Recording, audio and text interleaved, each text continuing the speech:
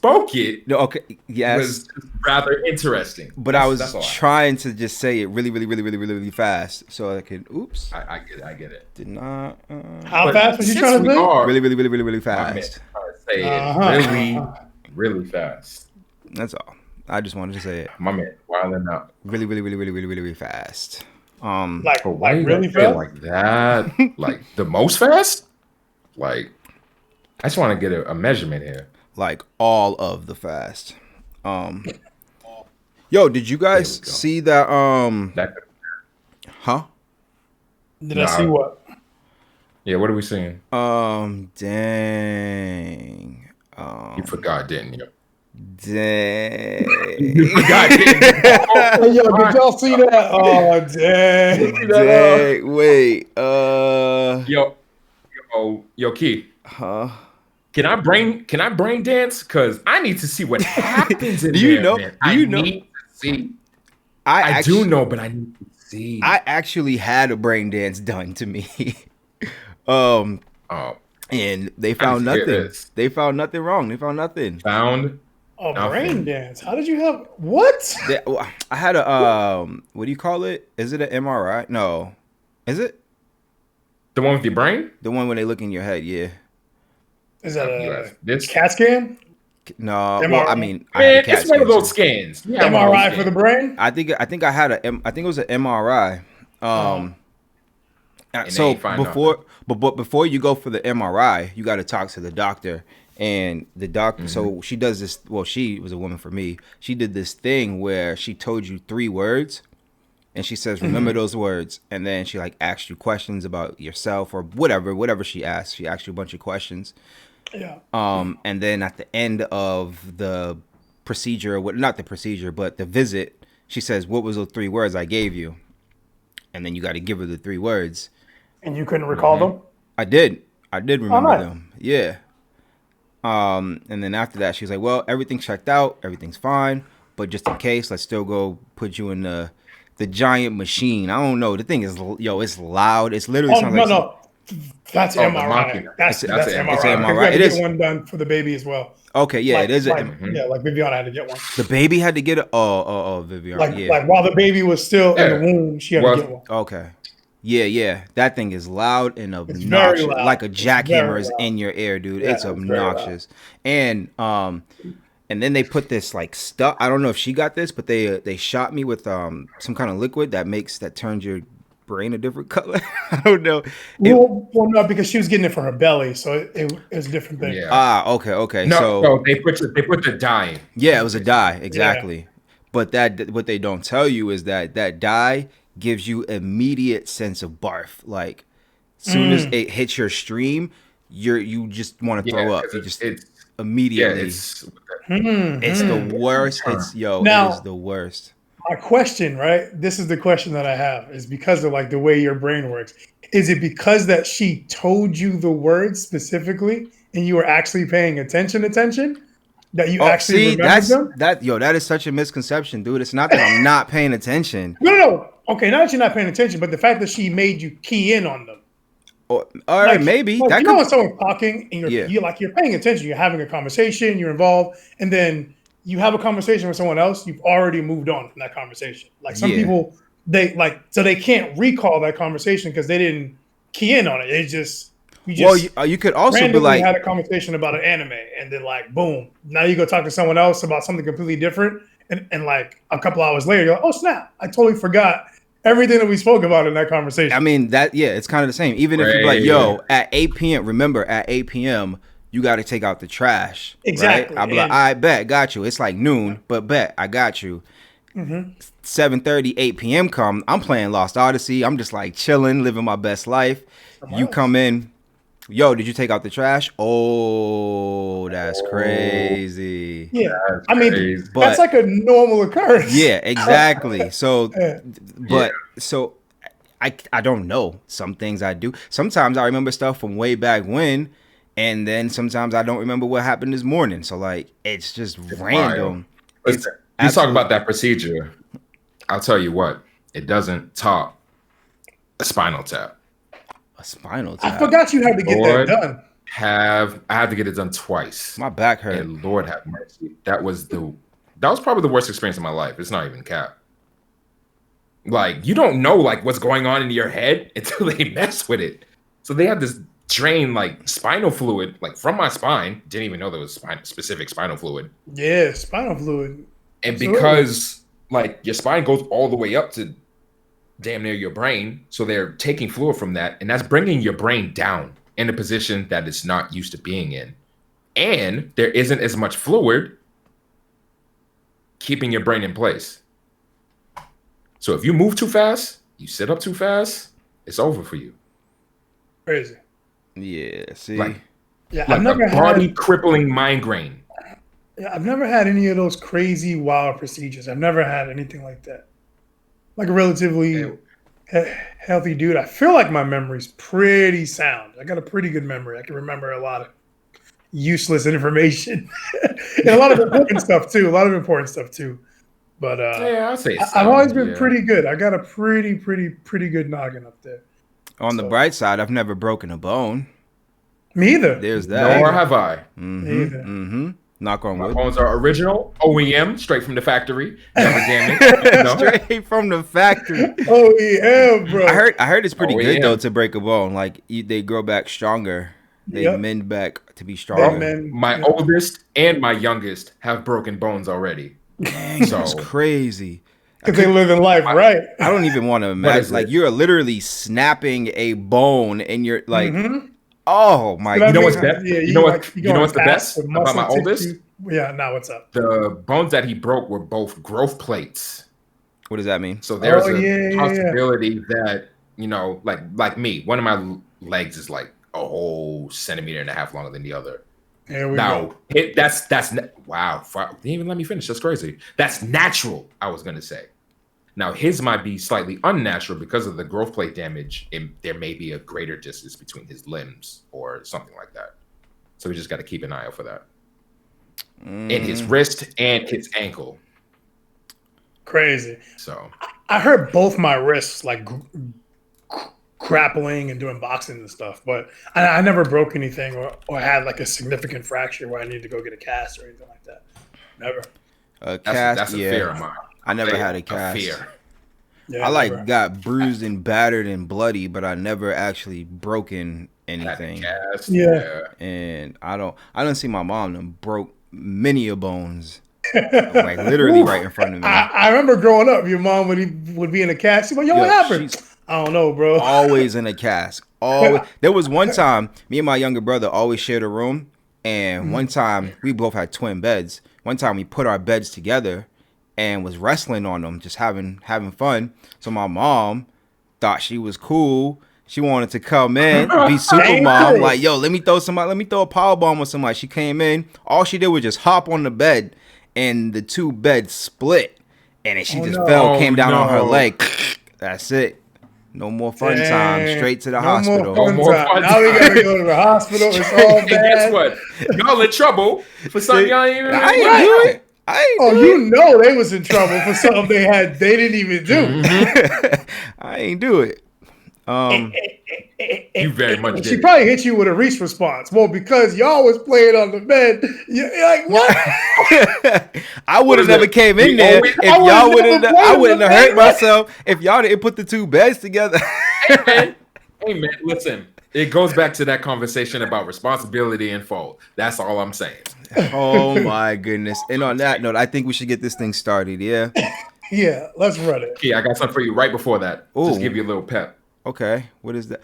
Oh my goodness, for those you can't see, I told you. My boy Reese has himself a quality bottle of Poland Spring water, which is the water of choice for the Trigger Talk TV crew and cast because it is the top crispiest thing you can have. So Poland Spring, if you're out there listening, I just want you to know we love your product and would love to receive more. And welcome, everybody.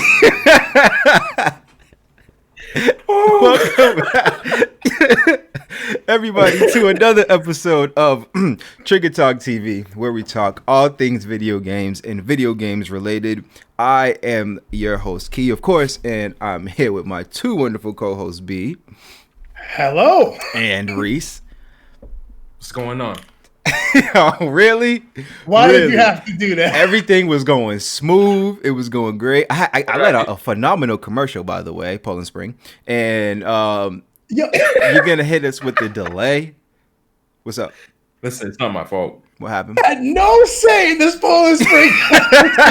You had zero say, and that's the best part. Listen. Man was like the Trigger Talk TV. Yeah, that was that part. Like, members and staff, crew and stuff. I'm like, yo, wait a minute. I felt the connection between all of us. Like, yeah, everybody here loves Poland Spring, so we want to support Poland Spring. I felt the connection. I got it. You don't have to say it. We've known each other long enough to feel the vibe through the Wi-Fi. You feel me?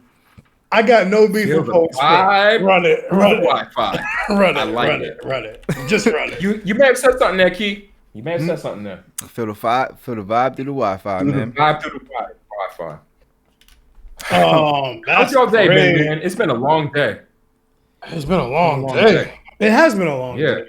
But like the past couple Mondays, I felt like they kind of flew by. But this one, not so much. So I don't know. That may have just been me.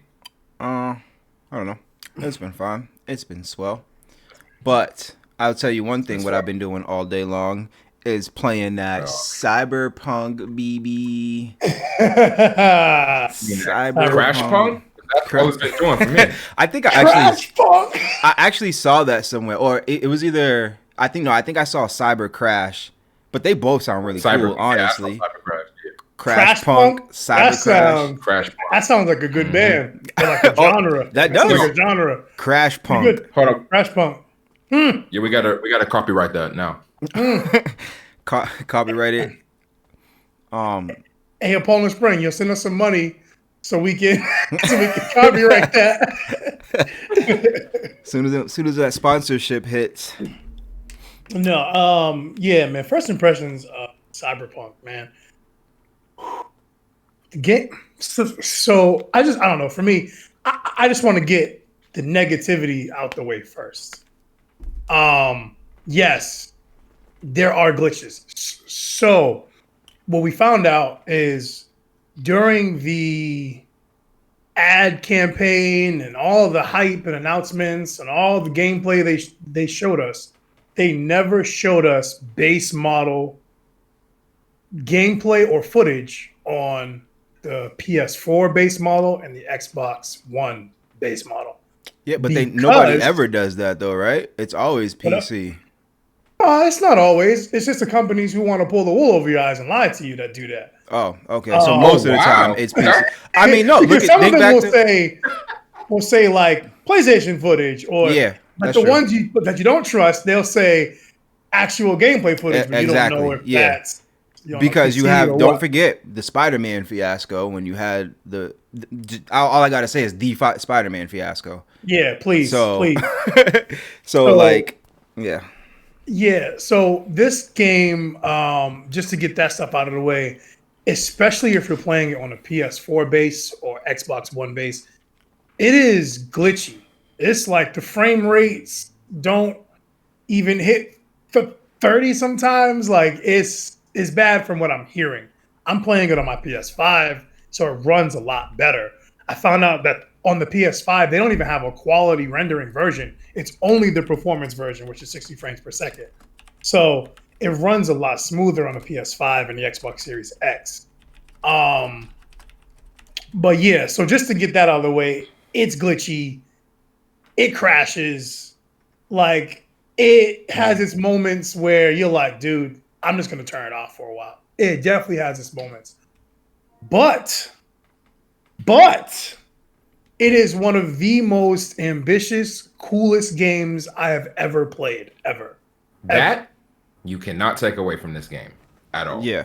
I kind of wanted to say that too. Like everybody knows, like, it's been written about, it's been spoken about, talked about, trashed about, tweeted about. Everybody knows that this game it's crashed on me now probably like 5 or 6 times.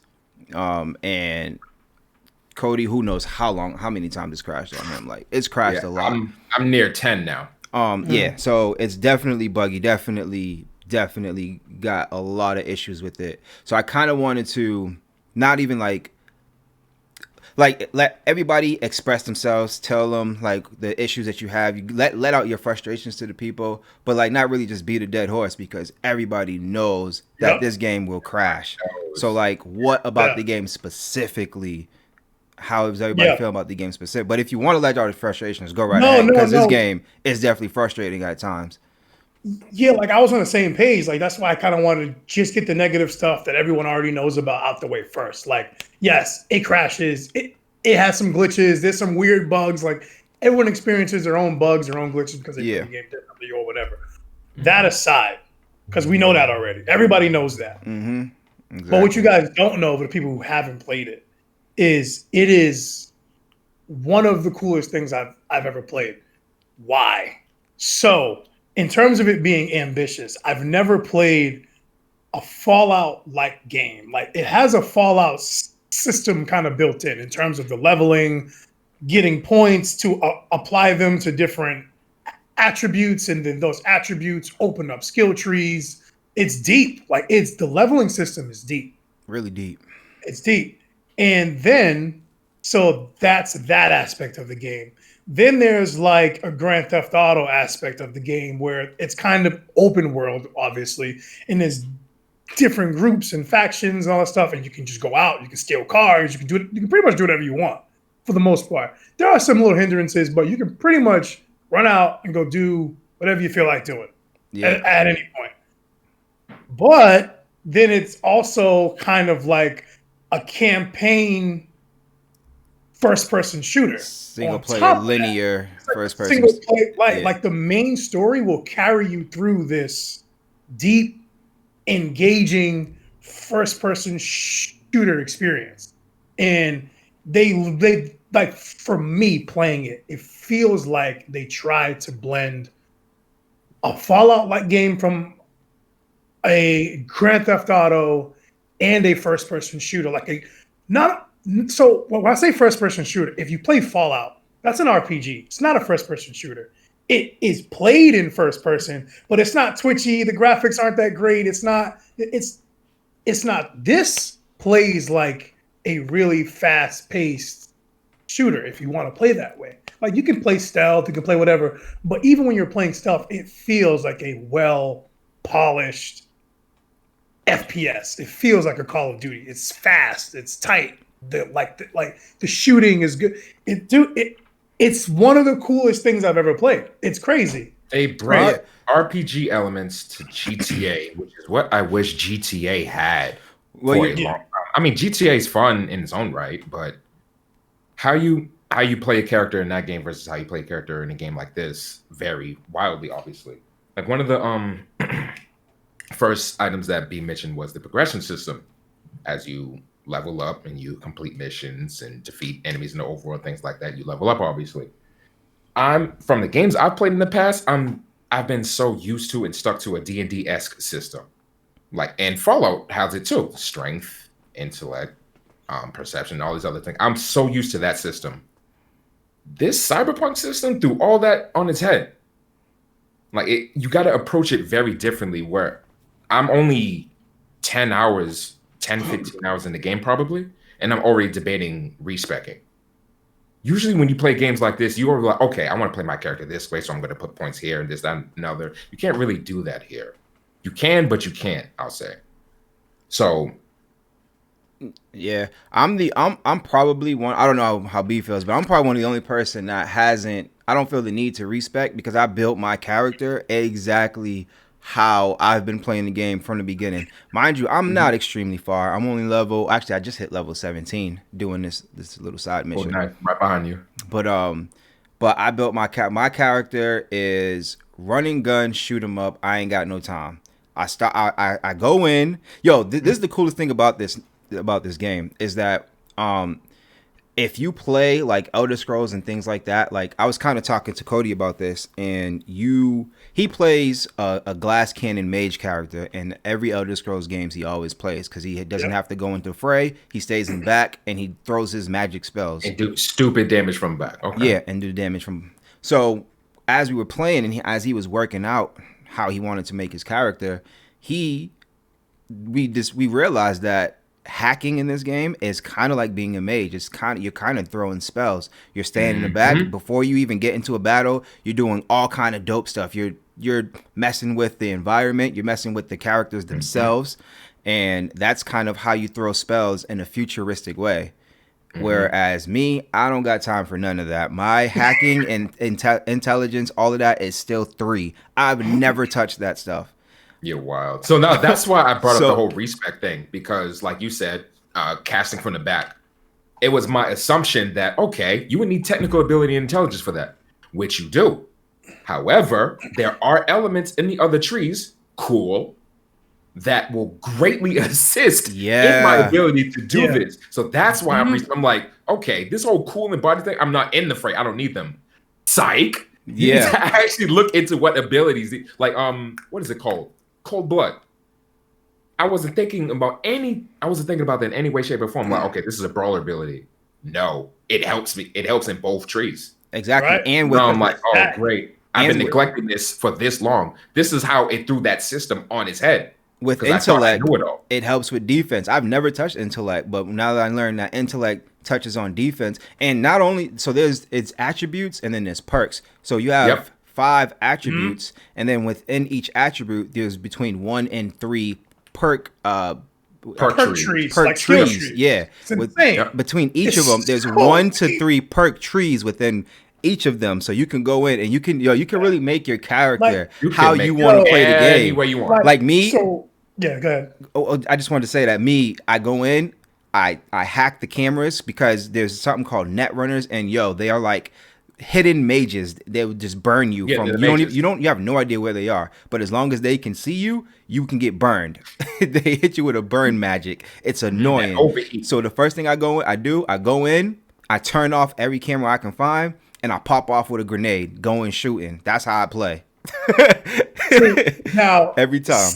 Similar to Key, I built my character the way that I wanted to build them. I don't see myself having a respect for any reason, but I play like a cyber ninja, like a cyber stealth ninja. I play completely different.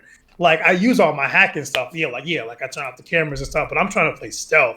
So I I'll hack a camera to get somebody to go walk over to it and stealth kill them from behind. Like I do all types of stuff like that. And then when stuff hits the fan, I shoot a little bit, but I'm usually running around with a katana, just cutting people's heads off. It's insane. Literally decapitating. Oh man said a katana. It's crazy. It's crazy. Why not? I play completely different. I also, that's the not that way specifically, but the popular route that I've seen people play this game is going stealth. Like people like going behind. Really? That's the popular way to play. Is resource management. Like he ain't never got to worry about ammo. But what ammo? Yeah. Have the slice. But I also fight.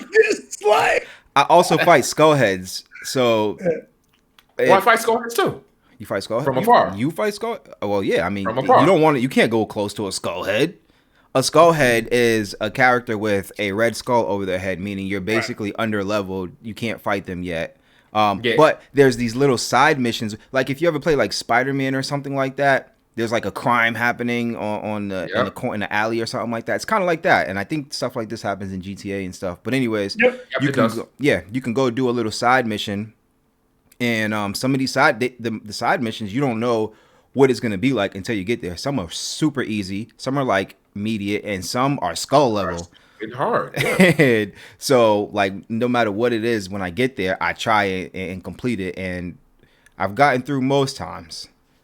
Times. There are some times you're gonna be there for a little bit. Sometimes, I mean, I try over and over and over and over. This last time, I literally couldn't complete it because of a glitch. This is another thing. A lot of these like cops in it. Well, a lot of the blue. It's a bat and a star, but those are you're working kind of for the police. But a lot of these times you're assisting them. Yeah, because they're overwhelmed by the amount of crime. And anyway. It's a situation where one of the enemy characters are interacting with an NPC, and like I said, I like to pop off with nades. So like I'll throw a nade, but I'll blow up the NPC. Now I got the cops on my back. Yes, I don't have those perils. You gotta be careful. I ain't gotta worry about that. I target who I target, and that's it. Yeah, I kind of learned that you gotta look before you nade. I didn't realize that. Oh, you didn't know that was a thing? No, I was just nade. All right, what up? Like, that's just what it is. Everybody. Hey, but that's the wonderful thing about these types of games. Your Elder Scrolls, your Fallout. So you play them how you want to play them. You know, you get to do whatever you want for the most part. And but this game definitely. So I want to harp on the main story for a second, without giving any spoilers away. The main story. If you just beeline the main story, right? You will not even realize that you're playing one of these types of RPGs if you don't take the time to actually stop and do other stuff. Yeah. You should just play through the main story. It feel like you were playing like some futuristic Call of Duty, like some super futuristic first-person shooter with a Blade Runner story. You know, like if you've ever watched Blade Runner or Mad Max, something like that. It feels like that. Yeah. Like it's a super cool, enthralling story that. Although I wish you could deviate from some of the main things that happen. So of the four of us that are playing it, so it's us three and our friend Cody that we talk about often, we all experience some main points in the story that are the same. But we all play different characters. We all play different stories. We pick different options. But some of the things that happen in the story are the same, which is kind of a bummer. Like you think like if I'm playing a nomad and he's playing a street guy and we pick different stuff along the way, that maybe something different might happen, but it doesn't. Well, to an extent, like stuff does change within the, like, there's a lot of instances where we had different situations happen. Like you got something going on that none of us have. You're the only person with that situation you got going on. Wait, do you mean the companion? Yeah. Oh, I was gonna. That's a glitch. Yeah. That's a glitch. That's a glitch. Yeah. Okay. I found that out. That's not supposed to happen. You know what's funny? It happened to me this morning, but luckily they found their way. Okay. Found your character found. They found their way. My character found their way. No, B. B? Well, kind of. He's a mega glitch. So like he'll come back sometimes. He'll just be in the car. You're like. Yo, that's crazy. That's wild. We gotta get him out of here. But with me by accident, bro, we be setting it. We be getting it right. I'll say certain smaller events will change, but like main core events that happen in the game it's a singular story. Like it's a singular story. Core main events are unchangeable. The only thing I don't like about the story, but the story is fire. Yes. It's fire. Like it's super fun. Really good. But I like it. That's the only thing I don't like about it, because like in a Fallout, we could literally all do main giant quest lines differently. Yeah. Wait. But that's the thing though. This game. Oh, go ahead. Jinx, show me a soda. Well, what I was gonna say is that this game, this is perfect, because when I first turned this game on, the one thing that we talked previously about how damage numbers popping up, I was super indifferent. Like I didn't care. Like had to go. But when this game came on and I shot my first opponent and the damage numbers popped up, I'm like, yo, whoa, this is throwing me off. It's like taking me out of, I don't know. It took me out of the world. So I went into the options. I had to go into the options and take that out. Mandatory. And then when I got to the actual world, I'm running around, and like I also want to talk about some stuff like within the game that I don't like. That's not bugs, but I'm running around and I'm doing all this Grand Theft Auto thing. So I was doing a lot of comparisons to Grand Theft Auto, but this game is not Grand Theft Auto, and this game is also not an Elder Scrolls, and it's own game. So it's not a first person. Yeah. It's also not a first person shooter. At first, I was not feeling the whole bullet sponge thing. I also didn't know it was called that until this game. I didn't know it had a name. But I was really, but yeah, I had no idea.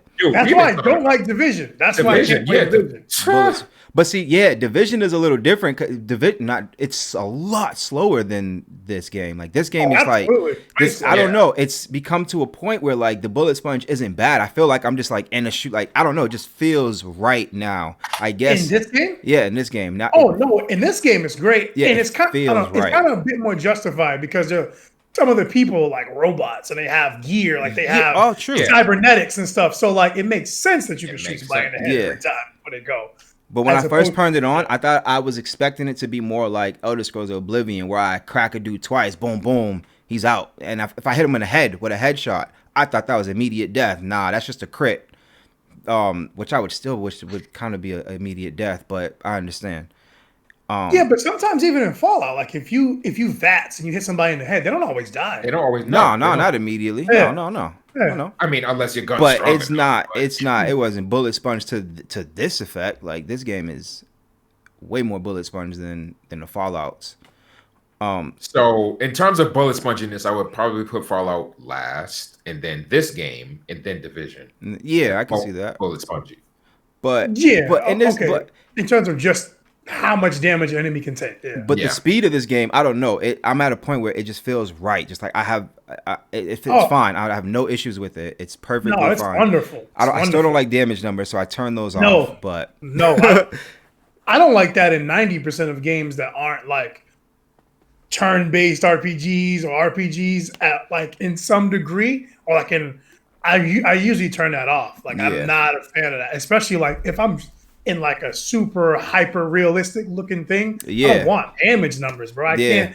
Like the new Assassin's Creed, like I was watching Toad Sage play it, and it was damage numbers. I was like, yo, you got to turn that off. Yeah, what is that about? It's Assassin's Creed. And like, it's never had damage numbers, right? Like if you step up behind somebody and just stab them in the neck, what do I need to know that it did 800 damage for? Stupid. It's supposed to be gone. Like, get him out of here. Yeah. Stupid. I never minded damage numbers, and it can kind of sort of play its way into this, cybernetics. You can see even more information about other stuff. Sure. I understand that. I can get behind that. I left it alone. Yeah. No, gotta go. No. I like to know that my headshot with my pistol did 1100. If they drop, then I know it did mad damage. If the HP do this, I was about to say. I know it was it. I was about to say they all have health bars as well. So yeah, I was going to ask, did the health bars go too when you turn the damage on? No, I kept the health bars. No, I keep because that reminds me of Fallout and Elder Scrolls. Like you get like a little you have an indication to know how much HP you have. I need to know what I'm dealing because I be fighting skulls and I need to know like what I'm working with, how much running around I got it. I only got so many health packs. So my game just opened up. I just got to the point where I can go do all that stuff, like to the next level now. Yep. Mm-hmm. So you got past the prologue, basically. Yeah. Right. Like there's a significant amount of prologue. The prologue is long. About a 10-hour prologue. It's good. The prologue is long. It doesn't feel like a prologue. You don't even know it's a prologue until we didn't know it was a prologue until the next the giant event happened.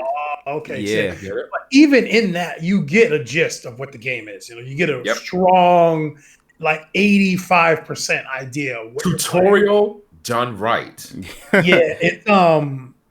The game is fire, man. What? Like I'm thoroughly impressed. Good. Yeah, and it because we keep bringing it has annoyance, man. That game is definitely there's some like was max. I don't like how the buttons make no sense, right? So I brought this up before because I play a lot of Metal Gear recently. When you go to Metal Gear, it's any game. When you go to Metal Gear, circle is your action button. So to load a game, save a game, whatever, you press circle to get into the menu. As you're playing the game, you press circle because that is the action button. When you open Cyberpunk, your action button starts off as X. You load the game with X, right? When you get into the game itself, your action button then becomes square. Now it's square to do everything. Now square is your action button. To get into a car, you press square. To get out of the car, you hold circle. You hold circle. Like, yo, y'all need to figure it out. Sometimes when you do, I've only seen this so far. I think I've seen it one time on a main quest, but I do a lot of side missions, and I notice this on side missions. When you go to access like a computer or something like that, sometimes, not every time, I don't even know what the cause or situation is, but sometimes you have to, it's either press or hold triangle to access the computer, to activate the computer. So the buttons change. But with the computer is they give you multiple options. Like if you have you can either level of technical ability, intellect, or technical ability, you press square to jack in. Like you can actually take the thing off your wrist and jack in. Right. But if you is to actually get on it, and another button is to do that. If you can't jack in, I think if you can't jack in, or the jack in button should have been triangle, then that should be the optional. Since square is your main action key, triangle should be the jack in, and square is the thing that everybody can do. That would make more sense. Yeah, the button flip flop is because look, even so I still follow my buttons. I didn't even like. Not that I didn't notice it. It didn't bother me. That's a better way. It didn't bother me at all. Oh, it bugged me because I'll be doing something and I'm like, yo, I can't get out the circle. It's not square. Right. Oh, that hasn't happened. I know to get out. It's just like what are those buttons called? Contextual buttons. I'm so used to it in most games, like especially like Breath of the Wild and stuff like that. Like they always change. Like when you walk up to something, it's a different button sometimes. So I don't know. I'm kind of used to it, especially playing on PC with a controller and being able to remap all my buttons. I'm so used to all the buttons being different. So it didn't bother me, but it is pretty. Like they could definitely tighten it up because you get in the car with square, you hold circle to get out. That's ridiculous. That's dumb. If you ask me, it's dumb. You need universal action buttons. And this is what I was telling Key. Like this was a debate that we had a long time ago about user interface and user experience. That is poor user experience. It's confusing in some cases, like inconsistent and things like that. They can definitely use a quality of life update just to make things simpler on the user. I literally just found out that if you hold the touchpad, the map opens up. I used to always just press it and then manually go to map. Yeah. But if you hold the touchpad, your map pops up, which is cool. That's good. That's a good feature. But did they ever tell you that? No. I feel like they did, but no. They don't tell you? No, they don't tell you that. They didn't tell you that. That's whack. Because I just learned it as soon as he said it. Yeah. Oh, you was today years old when you found that out. I was today years old. And I was a couple of hours ago years old when I found it out. So I think I was 2 nights ago years old. Oh wow, that's crazy! And you didn't even let the secrets out. I thought you guys are way ahead of me. I thought y'all knew. Nah, I didn't know any of that. Nah, but I mean, other than that, the game is great. Like, if I had to judge it now out of 5, like I probably give it a 3.5, mostly just because of the bugs and the crashes. Like, I would love to give the game a higher rating, but it's just too buggy for me. Like, and this is my type of game. After I got past the bugs, I didn't get past them. They still piss me off. I'm not gonna say that. But after I got into the world and the world opened up, and I can just I sat down and played this game for hours on end. Cody, the first night, he played for 24 hours straight. He didn't go to sleep. Straight. Wow, man. He planned it out. He's at the point of no return in the main story already. Yep. He's at end game. Now he's just going around doing side quests and stuff. And my girlfriend would come home and be like, "Have you moved from that seat? Like, have you moved at all?" I'm like, "Yeah, I went to the bathroom." A couple of times. I'm holding it now, but it's fine.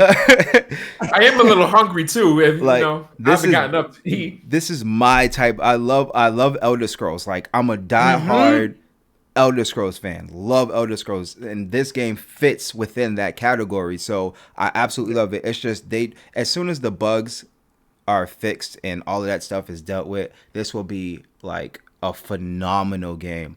In my opinion, absolutely phenomenal. My take on it is it's Grand Theft Auto with layers, bro. It's layered. It's so layered. Like, if you're just a Grand Theft Auto fan who plays NBA 2K, but you see people playing this game and you've never played like an Elder Scrolls or anything like that, this you can't just go buy this game. It's deep. You gotta wean your way in. Yeah, it's. We were talking about it last night, me and Cody, and we were saying even if this game doesn't get fixed and it stays buggy and all that, what they've done is they've opened up the floodgates and changed the way that these games can be made. That is exactly what I was going to say. This game is a convergence. It's a huge deal. My personal how I rate games and things like that. is like I hold another game to a certain level, and then like I'll try and compare it to that or to the games in that genre. This game is flipped like 2.5 genres on its head. And now it's like when Bethesda releases what is it, Starfield?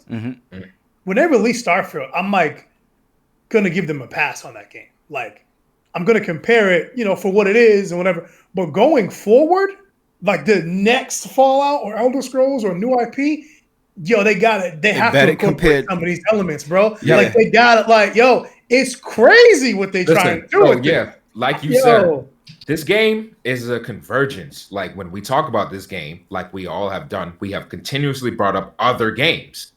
They've taken what they've tried to do was take the best elements of each of those games, make it into this game. Now moving forward, when we talk about games, like you said, this is going to be the comparison point. Yeah. Well, they did it. They just need to fix it. They did it. It just needs bugs work. aside. Let's imagine that this game is GA bug free. This is the game now. Yeah. And like I didn't even realize it, but B said, like, if you was chilling at your boy's crib and he was just playing this game, and like when you can kill people and steal cars and like stars pop up, cops will come after you. They'll be sitting there watching like, oh, this is like GTA. This game's fire. He'll go cop it, go to the crib, and realize, yo, wait a second. This is not. Wait a minute. I got points for. Wait, should I put it in the knife? Should I put it in my defense? Should I? Wait, what is hacking? How do I hack? Like, wait. Oh, yeah, see, I got throwing knives, baby, on that stealth. Yeah, I seen that actually. And you know what's crazy? Normally my cool is pretty high leveled.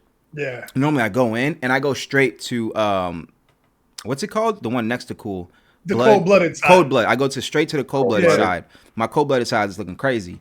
But I accidentally, I thought I was on cold-blooded, and I just read one of the perks on stealth, and it was like, deal extra 15% damage to enemies or to moving enemies.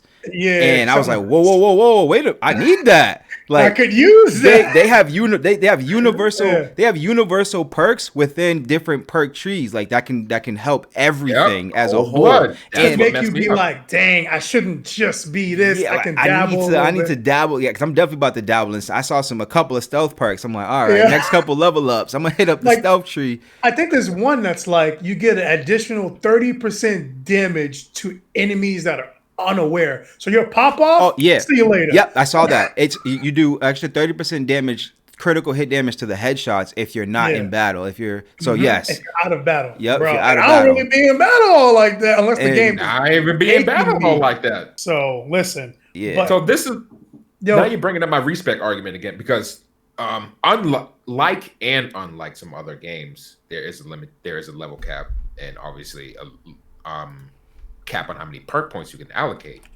So you know me, I like to min-max. So I know how I want to play the character. I just want to make sure it's as efficient as possible. I can do that. Yet, being granted such an amount of freedom is a liberating and frightening experience at the same time. Like this game the game just resonates, and like you said, games moving forward, coming from these AAA publishers, need to take note of this game. Yeah, bugs and all. This is right. Like this is a perfect game to show you like what is capable going forward, and also like, bro, like you got to do better because like the launch of this game has been poor. Yeah, it's been delayed really 3 times. It's super buggy. It crashes. Like you don't release something that can't be played on the base model. Like, bruh, like man, listen. I feel like that's a whole other argument because this is exactly what I was this is what I was saying about how they want to be Bethesda, but they don't want to be Bethesda. So like everybody knows Bethesda games are buggy as all hell, but like they haven't released one. I don't know about Morrowind. But as far as like Oblivion and Skyrim goes, they have not released one this buggy, this bad. Like this is like, bad. This is why you see why the graphics in a Fallout and stuff is only 30 frames and it's kind of grainy. Exactly. Because what y'all not understanding, the viewers, the game is still haven't played this game. Beautiful. if you've played an Elder Scrolls or Fallout, you have that image in your head. If you played a Baldur's Gate, if you played a DOS 2, you have an idea of like the game is going to be phenomenal, but it's not going to look that good. Yeah. Like that's just kind of how that goes. Graphically, it's okay. It's smooth. Yeah. It's all right. They tried to push the envelope in the voice acting, in the scripts. Like they want you to feel like when you're doing main quests, it feels like a movie. You feels like a movie. Like I'm playing through a COD campaign. Like it feels deep. Yeah. And you have timed responses that can change something if you hit them. You can say something in the middle of a conversation, which is or you can say nothing. That's the Alpha Protocol. Or you say nothing. Yeah. You can say nothing. Or you say nothing. Or this is different. I'm sorry, really quick. This is different. This is a whole crazy new feature. You can pause, or you can open up like to pressing the touchpad opens your menu. So you can open your menu and allocate like skill points to do whatever you want. Mess with your inventory during a conversation. During a live conversation. So if there's like a or if you missed a requirement, you could meet it if and you had and you got a perk to use, and you can use the perk like, oh, I just need one more. All right, during this conversation, let me just go in my menu, activate that or give it to that perk, and then in mid conversation. Can't you tap L1 and hack during conversations as well? Oh, y'all be on the hacking. I don't be hacking. I don't know. My man be hacking mid-conversation. I'm pretty sure you can at least scan. So whenever you hold L1, you go into scan mode. Like, I don't know, like your eyelid flickers or something. I don't know, because you can't see your character. But you go into scan mode, and you can scan things in the rooms, or you can hack them or whatever. You can, like, know where the enemies are, where the people are. I cannot hydrate at the moment. But yeah, it's a super cool game, man. I'm really impressed with the idea. I really am. The execution of the idea is good. It's just the technical stuff is kind of wacky. There's a lot of bugs and stuff, which you guys have read about, which you guys know about. So it's kind of why the game gets kind of a bad rep. But when you actually sit and play this thing, it's fire, dude. When it's working, it's amazing. When it is working, it is amazing. Like, I'm not going to forgive the bugs in no way, shape, or form. Will I forgive them or anything like that? But once you just be like, you just ignore them and muscle through, there's a beautiful game behind those glitches and bugs. I just want to know why I spent an hour in character creation and I can't see my character. The character creation was not as deep as they said it was. The character creation it's full, but it is nowhere near as deep as they said it would be. They took some stuff out, and you also used to be able to customize your car as well, and they took that as well. They took that out too. And another thing that I find main story, which is ridiculous. Another thing that I find really interesting is that originally Keanu Reeves wasn't even supposed to be in the game. Well, he had his little part in the game or whatever, but he wasn't part of the not to this level. No, he wasn't supposed to be as much in the game as he is. And so that makes me curious about like what was the original, because Keanu, I guess, read it and was like, yo, wait, I want more. Like, I want to be part of this. And he was like, I bet, let's do it then. And you ain't about to say no to Keanu. So the way they weaved him in, it's so the story is good. Wait, just the story is good. Crazy. The story is good. And if you could just watch someone play just the story, you don't have to see them do all the side quests. Do that. And Cody was like, and Cody he said it right, that if they never announced that he was actually going to be in the game, the way they introduced him in the game was so dope. And it would have been like the hypest thing ever. You'd have been like, yo, what? Cool. Yeah. So cool. The game is good. It's not a gimmick to get you to buy the game. I'll say that. No. That's what I'll just say. Yeah. Having him in the game is not just, it's a gimmick for sales. Nah, bro. It's not good. even close. He did the thing. It's good. But with that being said, speaking of new games that we've been playing recently, Scavengers. Okay, so during the video games award, there's a game announced called Scavengers. Which I quickly got a key for. They was like, we're letting out 50,000 keys for a beta code happening. So it's available now. So we was on it, right? Live right here. Everybody was like, yo, let's just get it. And we got it. And we just played it. We played it yesterday, right? Was it yesterday? Yeah. Mm-hmm. We played it yesterday. And dude, in my opinion, that game is great. It's fun. I had so much fun playing that. Like, so the game is, first of all, it's a battle royale. Y'all know I love my battle royales. I mean, I don't play them all, but like, I love the genre of battle royale. And so it's a battle royale, survivor, PvE, PvE. Yes, PvPvE game. Yeah. Battle royale, survivor, PvPvE. And objective based. It's objective based. I love that these BRs are doing this now, man. That We need objectives. well, not even just BRs. That games are really doing this whole like objective based rounds, you know. But to a whole nother level. Like this is a BR, like you said. It's definitely a BR. But you drop in. Well, you don't really drop in. You just spawn. You're there. You spawn. Yeah. It's still closed beta, so maybe they might change that. We don't know. But you just wake up and they're like, all right, guys, go do what you got to do. Oh. And yeah. So you're good. Oh, you're too excited. I just forgot to mention it's also a hero. Like it has hero aspects in it as well. Is it called hero?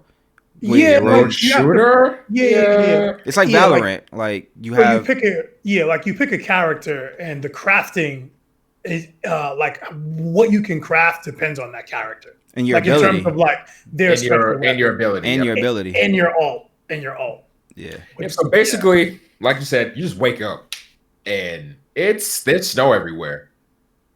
Yeah. Ultimate gosh. It's so cool. Ultimate objective. It's very cool. It's so cool.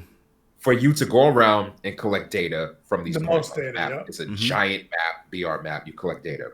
First to 100 points win. So these data points, they have varying values, 10, 15, 20. And obviously, the higher the number, the tougher the encounter is going to be. We mentioned it's PvPvE. So you go to a point, there may be monsters there. You exterminate the monsters. You get the loot. Also, within the world, within the world, there's also wolf packs and bears you got to watch out for. Oh yeah, it's the world. Yep. So yeah, you got to watch out for all of this while collecting data. Also, you have a bar for because you're in the snow, you're cold. You're in the snow. So you have to try. You have to stay warm. You have to go up to a heat source and get survival warm. Aspects. Survival. Yep. And you also get hungry. If you're hungry, your stamina bar goes down. The hungrier you get, the less amount of stamina you have access to. So you have to make sure you're eating. Yo, this game is fire. I love this game. You gotta keep your max stamina drops. Your cold. Hold on, because he didn't finish the cold bar. When you get too cold. Oh yeah. It's like you get like hypothermic, and it starts to take away your HP. Your HP bar. Yep. So your HP bar. Yeah, you freeze your HP. You lose your access to your HP bar, and your character physically is like freezing. He's shivering. He's covered in snow. And they move slower. Your screen starts to gloss over. Oh the more cold you are. So it's harder to look at things. It's harder to aim. Things like that. Once you get back to a heat source, the ice will remove itself from your HP bar, but you do not immediately gain that HP back. So you gotta heal. You gotta heal. In addition to all of these elements that you got to keep track of, there are 2 circle systems in the game. So there's a basic circle system where the map eventually comes to a middle point where you can escape. The storm, as they call it. The primary storm. In all these games. There are secondary storms. That hit. So, like I said, you're in the snow. It's blizzard up here. So storms in varying categories between Cat 1 and Cat 5, they use the real category system. They spawn on the map, and they are constantly moving. So you might be heading to an objective, and there's a storm on your tail. Like, all right, cool. You better get inside, because for as long as you're in that storm, your cold meter is coming down faster. You're trying to run, your stamina meter is going down faster. Because you're running, you're getting hungrier. Your stamina bar is reducing. Yeah. You got to get inside shelter in order to avoid the storm. Yeah. And as the category of the storm increases, which is crazy. It's crazy. That's so cool. And then the higher the category, the faster your bar goes down. Obviously. And the storm will go away eventually. You gotta weather out the storm. It'll go away eventually. And so like we said, you have to collect all these data points. And it's 10, 15, and 20. And you win by either being the last team to survive, which is it's 15 teams of I three think it's people, right? 3, 15 Yep, teams 3. of up to 3 people per team. Unfortunately, it's not 4, which is annoying, but it's up to 3 It's people per Apex team. ball. They're on the apex. And Yep. but it's 15 teams out there. So all of this, you also have to worry about other teams sliding Actual on you. teams being out there. There's also teams out there trying to headhunt you, and what you can do is, like, let's say you're at what you can do, like, you're actually holding these data points. So Yep. you can kill an opponent, a different team, and collect their data points that they Collect were their holding. data. And Yeah, in like- order to win, it's either the last team standing or first to 100 data points. Yeah. So So what they did in addition, Now, question, I forgot to because mention- I'm still super unclear. Do you have to upload the data points? well, I So don't know we what didn't. That was I the don't know what last. that was about. That was the last game we played. We went to the satellite when we should have just went to the next. We should have just went. We was about to win that. We was in first place with 80. No, we was in Eight- second eight- place with 80 points. First place had 81. 81. Yep. Yep. Yeah, so we was in second place with 80 went. points. We was at end game, but like we're testing this game. We saw a satellite post. We never been to a satellite post, so let's go check out the satellite post. And We there get was to the another s- team. We get to the satellite post, and like I guess we was uploading our data, I was uploading my data because I had Yeah. like 40 of them on me. and And that's what I was going to mention. It takes what is that thing called in Warzone? Where you have the red crown on you. the king of the Oh, hill. the King of the Hill thing? King of the Hill. Yeah, the King. If you are holding the most engrams on your person, you are King of the Hill. You are exposed on the map for everyone to see and track you down. Now, but one thing you forgot about the storms, the mini storms, is when they move, they sweep over, but you become invisible inside the storm. Yes, Other teams can't it's a good see way you. for you to hide. So away you Yeah. can from kind it. of stealth through a storm and like you can legit gank a team. Just come out the storm. Speaking of that, as you're playing through the game, time changes, so it can go nighttime during your gets gameplay, dark. and Yo, it gets dark. And you Yo. can and you're just hiding in the cut, and you like, this is so fun. This game has Now that so much potential. Now that we're It's mentioning so all of good. this is another convergence game. It's taking elements from all of these different genres, finding the best thing out of them. This might be another defining game.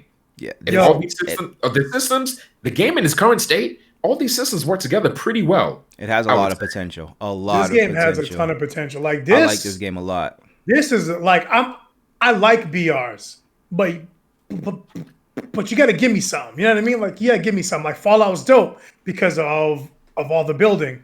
Like, yeah, I'm not Fortnite? good at it. Yeah, I'm super sorry. I'm still stuck on Cyberpunk.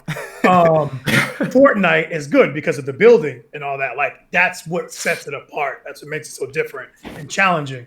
This game right here, bro, you got to pay attention to a lot of things. Like stuff. that survival aspect. I love survival like stuff like that. And I don't like super cool, MOBAs. man. I don't like MOBAs. Man, you level up in this game, and Yeah, you level up like a MOBA. Like this is what Crucible should have been. No cap, dude. Like, this game is fire, Yeah, dude. this I'm game- waxing on Crucible right now. the game is called Yeah, Scavenger. It's a lot of fun. It's a lot of fun. I recommend it. I highly they suggest. still have keys available. Yep, Yeah. yeah, 50,000 slots. You know, we got our 3. So if you want to, Yeah, I suggest bro. get yours too. I 'cause- think everybody should go to Steam.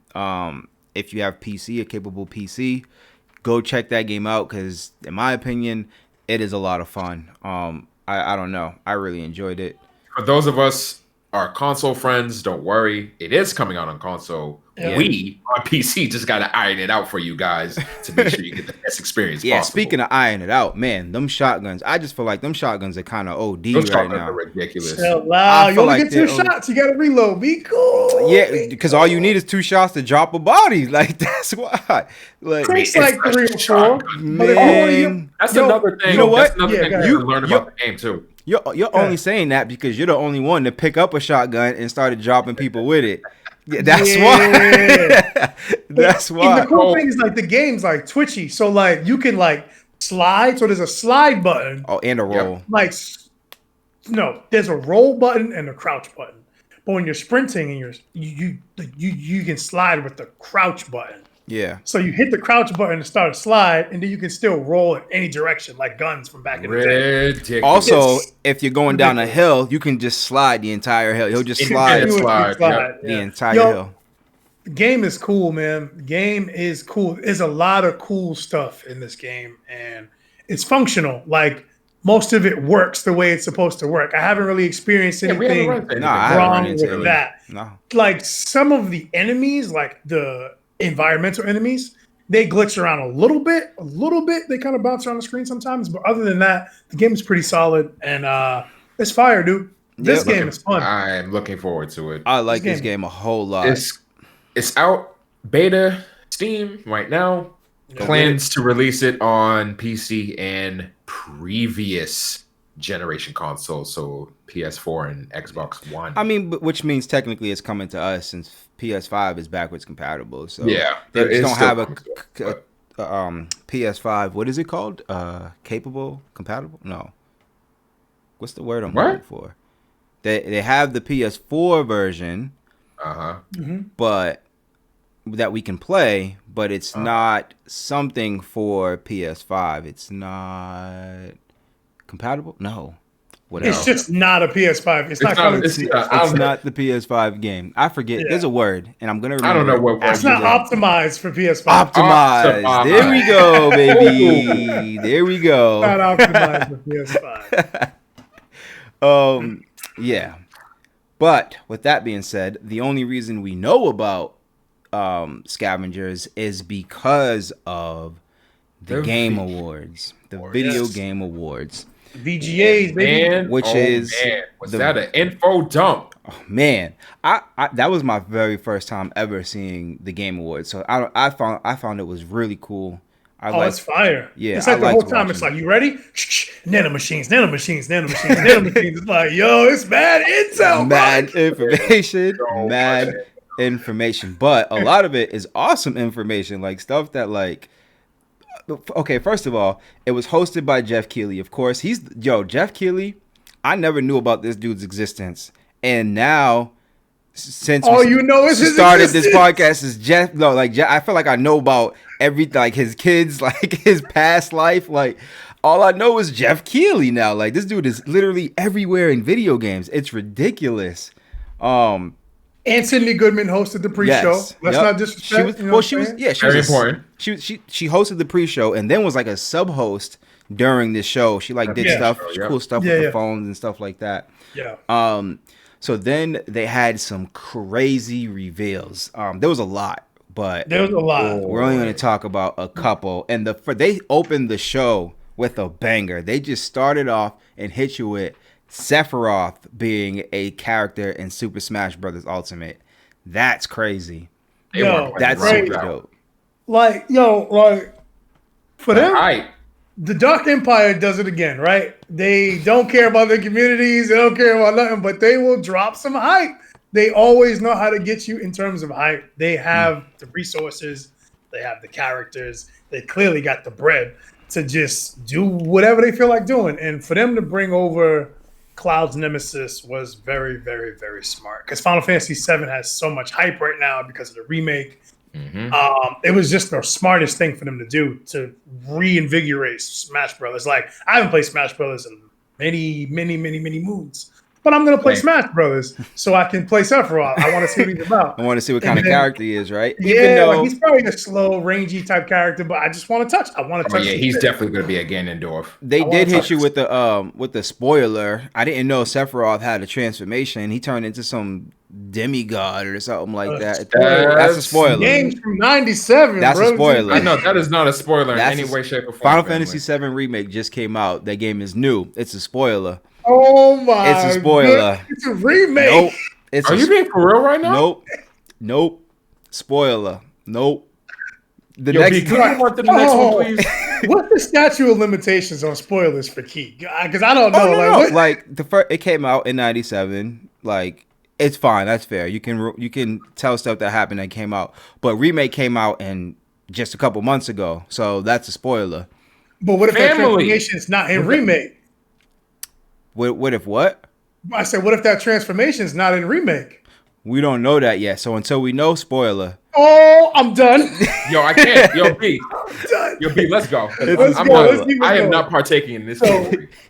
Well, Reese, you should grab the next one. Oh, you know I'm gonna grab the next one. Go ahead, baby. Go ahead. For me, the most important part of the award show. Reveals, yep.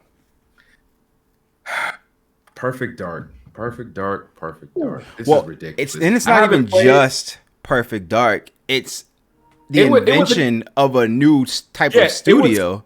It was kind of a dual drop there. Yeah. Which is crazy because these guys have been around for a little bit.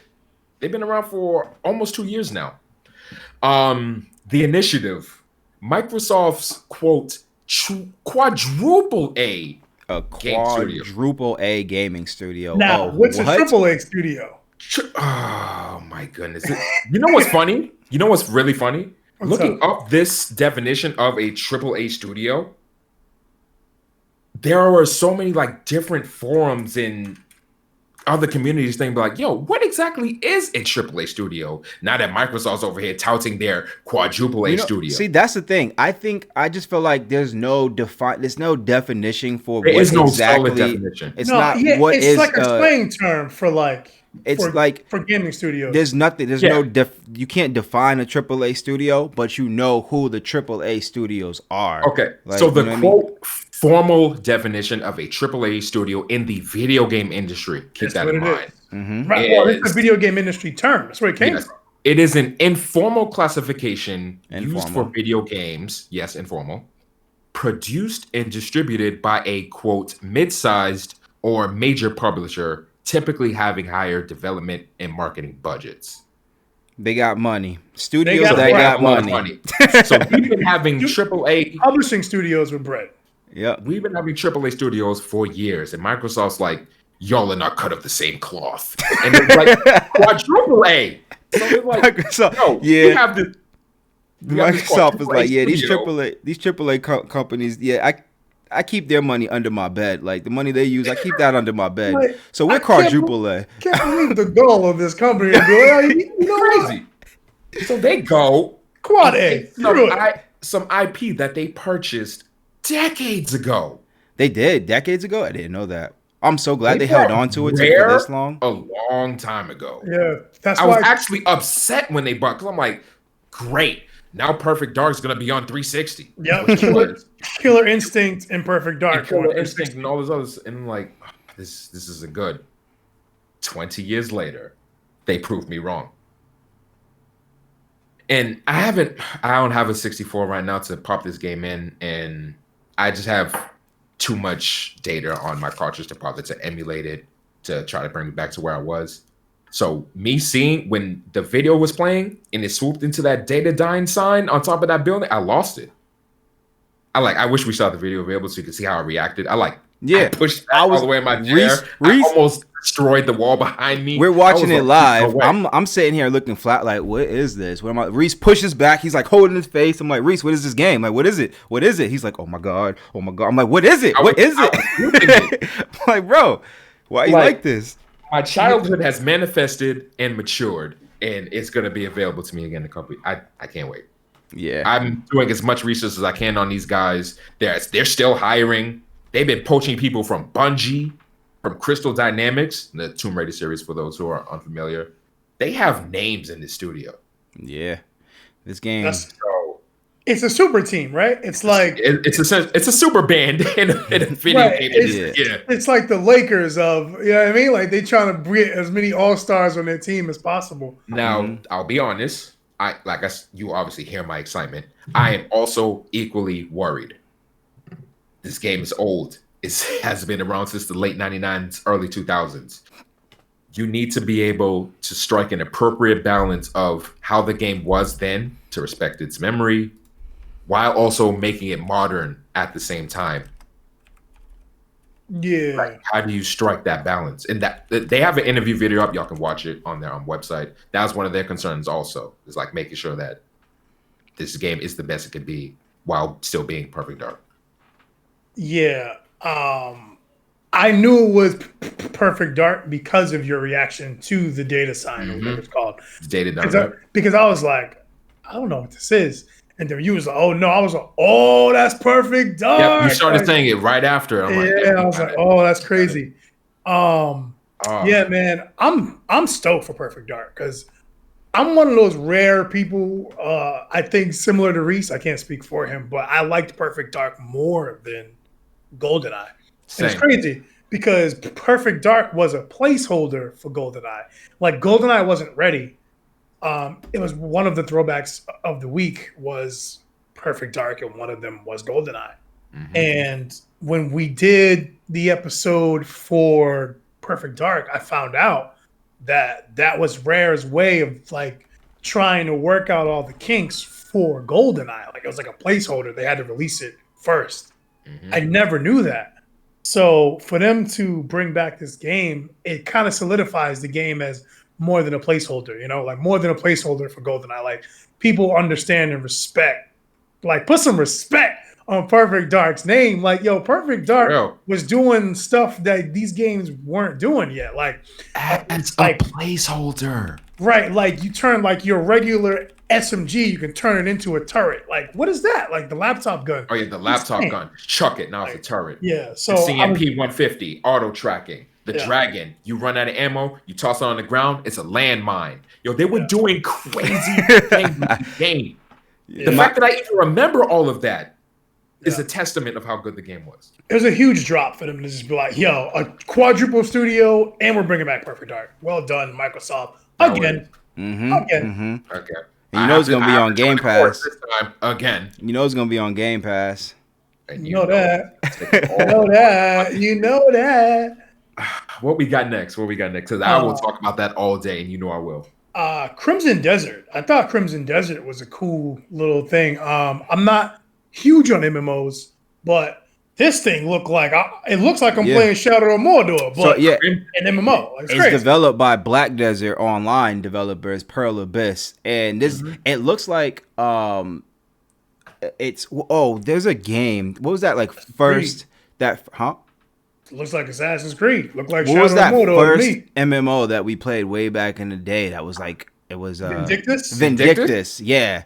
It was like It looks like Vindictus, like the way you can just combo out but it's a lot more deep than this one. Like these guys have brought violence to massively multiplayer online games at a scale that I am not familiar with. And it's not that it's not like WoW or Final Fantasy 14 with the ATB. That's the thing I'm trying to get across, like, bro. you don't attack and then wait and then do a move and then you do a move and wait and cool down and wait and like I have full control. It's like Final Fantasy 7R. It's action game. It's like Kingdom Hearts. It's like Devil May Cry. It's like I can just go in. It's more like God of War, Devil May Cry, Assassin's Creed. I can control my character and combo out, and this is an MMO. This is what I need. This feeds my Gooply Goblin gamer brain. This is what I need. Sign me up for this. Like this is the type of MMO I've been waiting for. I enjoy MMOs. Don't get me wrong. Final Fantasy 14 is my favorite MMO. It's super dope. But man, oh man, is this game just hitting me different? This is an MMO that I could be like, oh, I can get behind this. Like the way that, like one of the moves, he just like choke slammed this dude into the ground and stabbed him. I was like, yes, we need this. Yes, he scooped him. Now, my concern, stabbed him. You know me, I always gotta have concerns. BDO, Black Desert Online, it was super grindy. It required a level of commitment. I'll say yes, it is super grindy, and I know that you're not necessarily a fan of certain aspects of repetition. So the fighting aspect of it might be that element that kind of curtails that that instance of having to do things over and over. So look, if I do things over and over, it'll look cool. If the battle system is fire, I can fight all day long. Like me, I honestly in a regular RPG, like I don't mind grinding. If I run into a boss fight, he's like ODing on me, I'll go hit up the nearest patch of grass and run around in circles until I gain 10 levels or something like that, 5 to 10 levels, and then I'll go try to slide him again. Fair enough. But this is that type of game where you run into the grass and those 5 to 10 levels will take you a day or two. Yes. So I don't know. I can't completely answer you on that. But as far as the battle system goes, it's looking good. It's looking amazing, and I can do it. You can fly a dragon, a big old That was ridiculous. whole size dragon. I just never played an MMO that has like quick buttons and like quick attacking, like action game features. I've never played that ever. Like he had there was a flying enemy coming towards him, and he like grabbed onto it and started stabbing it. I've never seen that in an MMO. I've never seen that. Like I've just never seen that. Yeah. I get a lot of violence to MMOs, but I've never seen that. Yeah, it's crazy. I saw it, I'm like, this ain't no MMO. This is crazy. Like that's an MMO where I'm turning off the damage number. Turn off the damage number. I don't want to see that. That's an MMO. You might not even have the option to turn off the damage numbers, but we won't know until we get to that point, obviously. Yeah, but I am excited for that game. Yeah, for what they showed, it looked hot. Mm-hmm. I am excited to potentially play that with friends because the Korean style MMOs are just not fun by themselves at all. Yeah, but that's just me. Yeah, I don't know. I've watched your brother play Black Desert Online, and that thing looked fire. I had a little time in Black Desert Online. I watched both your brothers play that game. Yeah, you probably watched all three of us play it. But I still have my character. We can load it up whenever if you want to get some Black Desert practice before Crimson Desert. So just go straight to the good, man. No reason to buy the 4 when the 5 coming out. Oh man, I'm not saying buying it, but all right, Key, what's another one? I guess another one we can grab off of here that I thought was actually interesting was a Robin Hood game by Focus Home called Hood Outlaws, and it's a PvPvE, which give me more of that energy. Which like scavengers, like you know what I mean? When you can fight the world and fight the people around you, that's something I'm always there for on almost every occasion. And yeah, I love games like that. This one's about Robin. When's the last time Robin Hood even got a game? And it looks gritty. It looks kind of like the old Assassin's Creed. You know what I mean? So like, I don't know. I thought this one was interesting. I'm interested in seeing more from this game. Yep, you can go. I'll put their website in our Discord for those of us who are in there. You can actually pre-order it right now. PS5, PS4, Xbox Series X, Xbox One, PC Steam, or PC Epic. Yeah, like I love co-op games. Those are my favorite games, co-op games, because I love playing games with my friends. We've done so much together over the last 20 years. Like we play card games together, we play video games together, and like that couch aspect is gone because everyone plays video games online. So that's why I love these co-op online multiplayer games, because they kind of make me feel like that old school. We're all sitting on a couch playing a game together and or against each other. Mm-hmm. So I love this. Like I love everything about this. Fun. And this heist. This is like a heist aspect to it, which reminds me of Grand Theft Auto Online. Oh yeah.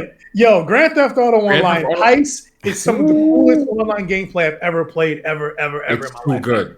Ever. Too good. Like being responsible for your job to a highest degree. Like if you're trying to rob the bank and you're the lookout or you get it wrong, now we're getting chased by the cops. Like I love that. I love that aspect. So yeah, man, sign me up for Hood. Yep. Pre-order available. Release date is May the 10th of next year. So we got half of a year. Yeah. I'm excited for that Ruined King. I think they showed that. Yeah, man. They showed. So we actually covered that game. It's a League of Legends story game. It's being devved by a indie team called Airship Syndicate. And man, am I excited for this game. It just looks like it has so many elements. Like the main battle system obviously is a turn-based RPG. It looks like it just has the full Monty of things you would expect in a JRPG, turn-based RPG, but also there's stuff outside of that. Like there seems to be like some 2D side-scrolling battling that's been tossed in mini games, and like I think you use cards to fight in the battle system. There's some card stuff. Like there's a lot of little elements and concepts all smashed into this game, and it just looks good. It looks fun. Yeah, and I don't know, man. Like I'm pumped for this. Like I'm actually excited for a traditional turn-based RPG, and it's been a minute. This thing looks hot. I'm surprised that I'm excited for a League of Legends game. I've been anti League of Legends since inception, honestly. Anti League of Legends is crazy. That's a violation. I don't even play it, and I love it. Like I love. I wouldn't say anti League of Like Legends, I love but it. you won't catch me installing it on my PC. Yeah, I don't like MOBAs. They're not my thing. But let me see. Another item that I thought was, because you know me, I like my roguelikes and I like my tactical games. So Endless Dungeon resonated with me almost immediately. It's a game at first appearance kind of plays like Helldivers. So Helldivers is a top down, you and your friends kill all the enemies, survive, get off. With Helldivers, you get these crazy weapons, and there's friendly fire. So if you aren't too careful, you can't just go around spamming the map. You kill your friends. Is that the Sega game? Entering the mission. No, this is the game by Amplitude. So it was the one where the girl was singing in the bar, and then it would prelude to the guys fighting in the dungeon, fighting all the monsters, things like that. No, the publisher is Sega. I'm sorry. Sega Amplitude, yeah. Bet. So yeah, this is a roguelike tactical action game based in the world that they create. Roguelikes, think Splunky, where you go in this randomly procedural world. If you die, you got to start from the beginning. It's a completely different world. And then there's the tactics aspect. You got to kill all the monsters, and you got to do it the right way. If you die, start from the beginning. I don't know why I like these types of games, but they appeal so much to me. I love Helldivers. Helldivers is S tier, and a lot of people they slept on that game. That game is absurd, dude. Like we played Helldivers to the point that we had the stratagems literally memorized, not in our heads, in our hands. Yeah, bro. Done. Didn't think about it. We just input it because you got to input commands with the D-pad. So like up, up, down, down, left, and then that's a command. You throw out the stratagem, and then it does what you want it to do. Yeah. So to play another game like that on PS5 soon, can't wait. Yeah, dude, sign me up for that. Another announcement that was made was that BioWare is coming out with a new Dragon Age game that is literally called Dragon Age. And although they didn't show too much on it, they did show that, like, I don't know, the game is kind of old, and I don't know what the statute of limitation is, but they just previewed that a character shows up in this game. They just hinted at they showed you that Solos is in this game, which was the mage from a previous Dragon Age. And that's all I'm going to say is that they have a new Dragon Age coming out. They showed you Solos is in this game. So I don't know. And this one is just called, so previous ones were called Dragon Age something. And this one is just called Dragon Age. So I'm wondering if this is kind of like, are they starting not over, but like, are they starting a new series with this? Dragon Age 1, or Dragon Age 2, Dragon Age 3, Dragon Age 4. Are they pulling God of War? I'm not sure. Oh, okay, God of War. I can get behind that. Yeah, something like God of War, how they just did God of War again. But I don't know. I always thought Dragon Ages were dope RPGs. Had a lot of fun with them. So when they showed this one, I was super hyped. In addition to their announcement, they also showed us Mass Effect. Unfortunately, all they did was show us a line of text. Yeah. Mass Effect. It was just a reveal trailer just to let you know that Mass Effect is coming. I'm overly excited for that because 1 and 2 were bangers. Yeah. And as the whole community knows, 1 and 2 was amazing and 3 was bad. I don't know why 3 was bad. I didn't play it. I didn't play it either. A little bit of 1, so I don't know. I'm not well versed in the ways of Mass Effect, but apparently 3 was bad and 1 and 2 are god tier. That's all I know. That's all I know about them. That's all I know. And I guess the final announcement was that for all the Fortnite players out there, Ninja came out and announced that Master Chief is the newest Fortnite character. So if you're excited, if you're a Fortnite player, you're excited for that. You have that. Also, if you are a Walking Dead fanatic, they also have Daryl and Michonne show up, which I thought was super cool. I don't have Fortnite anymore. I don't play Fortnite anymore. But I have so much respect for Fortnite and what they do. I think Fortnite, like, they came in and they just shaped the BRs how they wanted, and they did what they wanted, and they are doing phenomenal stuff with their platform. They host entire paid paid concerts that bring in revenue, that bring money, and these are like actual concerts. And now they have because before they would have like kind of like a parody of songs that were attached to dances. Now they have actual copyrighted songs in the game now. Like, it's actual songs that are on the top 40s and stuff like that. Like, there's real songs in the game. So I have a lot of respect for Fortnite. I love what Fortnite does, man. I love this, like the people who are in charge of that game and its direction and all that stuff are just, they're just smart. Like they just understand it's the game's culture and its fans, you know? Yeah, exactly. Like that Travis Scott event was fire. It was insane. That was one of the coolest things ever. And he made an estimated $20 million for that. It's crazy. It's insane. Say what you want about the game itself, because I'm kind of I played for a little bit and I'm not really a fan of it, whatever. But what they're doing with the game, we would have thought was unimaginable only a few years ago. Yeah. Like, who is holding a concert in a game? What is wrong with you? It's not even possible.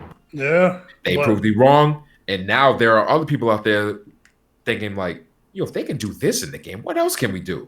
They're unintentionally pushing boundaries from everyone else watching what they're doing with the game. And that's always good. Yeah, man, they got Mandalorian and Grogu in there, so that's hot. And that's the wild. thing. They came out when this whole, like, when all the superhero movies were blowing up. When the superhero movies were blowing up, we thought we was gonna get superhero characters, but we got superhero characters, but we didn't get like Marvel or any of that. We just got like plays on superhero characters. And now, moving fast forward to now, they have the rights. Thanos was in the game. Like you have actual Marvel characters in the game. You have licensed characters coming to the game, like, and Master Chief is in the game, bro. That's super dope. That's Xbox's mascot. You see Master Chief in the game, you instantly know that's Microsoft's Xbox. There's no ifs, ands, or buts. There is no Master Chief on PlayStation. There is no, you know what I mean? But now he's in Fortnite. Yeah. That's super cool. I know you said that was the last reveal, but I can't do my people wrong for Fall Guys Season 3. You already know. Fall Guys Season 3 is coming. It's like a winter wonderland. It's insane. It's hot. Play more Fall Guys. Also, the new Among Us map. Don't forget about that, because we got our Among Us players out there. Yeah. So and a new Among Us character too. The guy with the one eye with the beam eye. I saw a laser beam come out of an eye. I was like, "That's cool." Yeah, that's cool. That's cool. That's cool. Yeah. So those are some of the reveals that we picked out, and then we had the awards. The awards. The Last of Us blew it out the water. They took home an accumulated. So they took home 6 trophies, and then a 7th trophy, which was let me get it right. It was Best Performance, who was for Laura Bailey, who played Abby in The Last of Us 2. So which is the right character to pick, right? If you was going to pick Last of Us for best, you had to go Abby, bro. Yeah. Best Performance went to Laura Bailey, who played Abby. So The Last of Us 2 itself took home 6, and then a 7th with the performance by Laura Bailey. But they took home Best Action Adventure, Best in Innovation and Accessibility, Best Audio Design, Best Narrative, Best Game Direction, and most of all, Game of the Year. Last of Us 2 swept up those awards. Sony, in its internal studios, took up a quarter of the awards. Yeah, because Ghost of Tsushima won a couple awards as well. So yeah, man. Naughty Dog did something right with this game, apparently. I love Naughty Dog.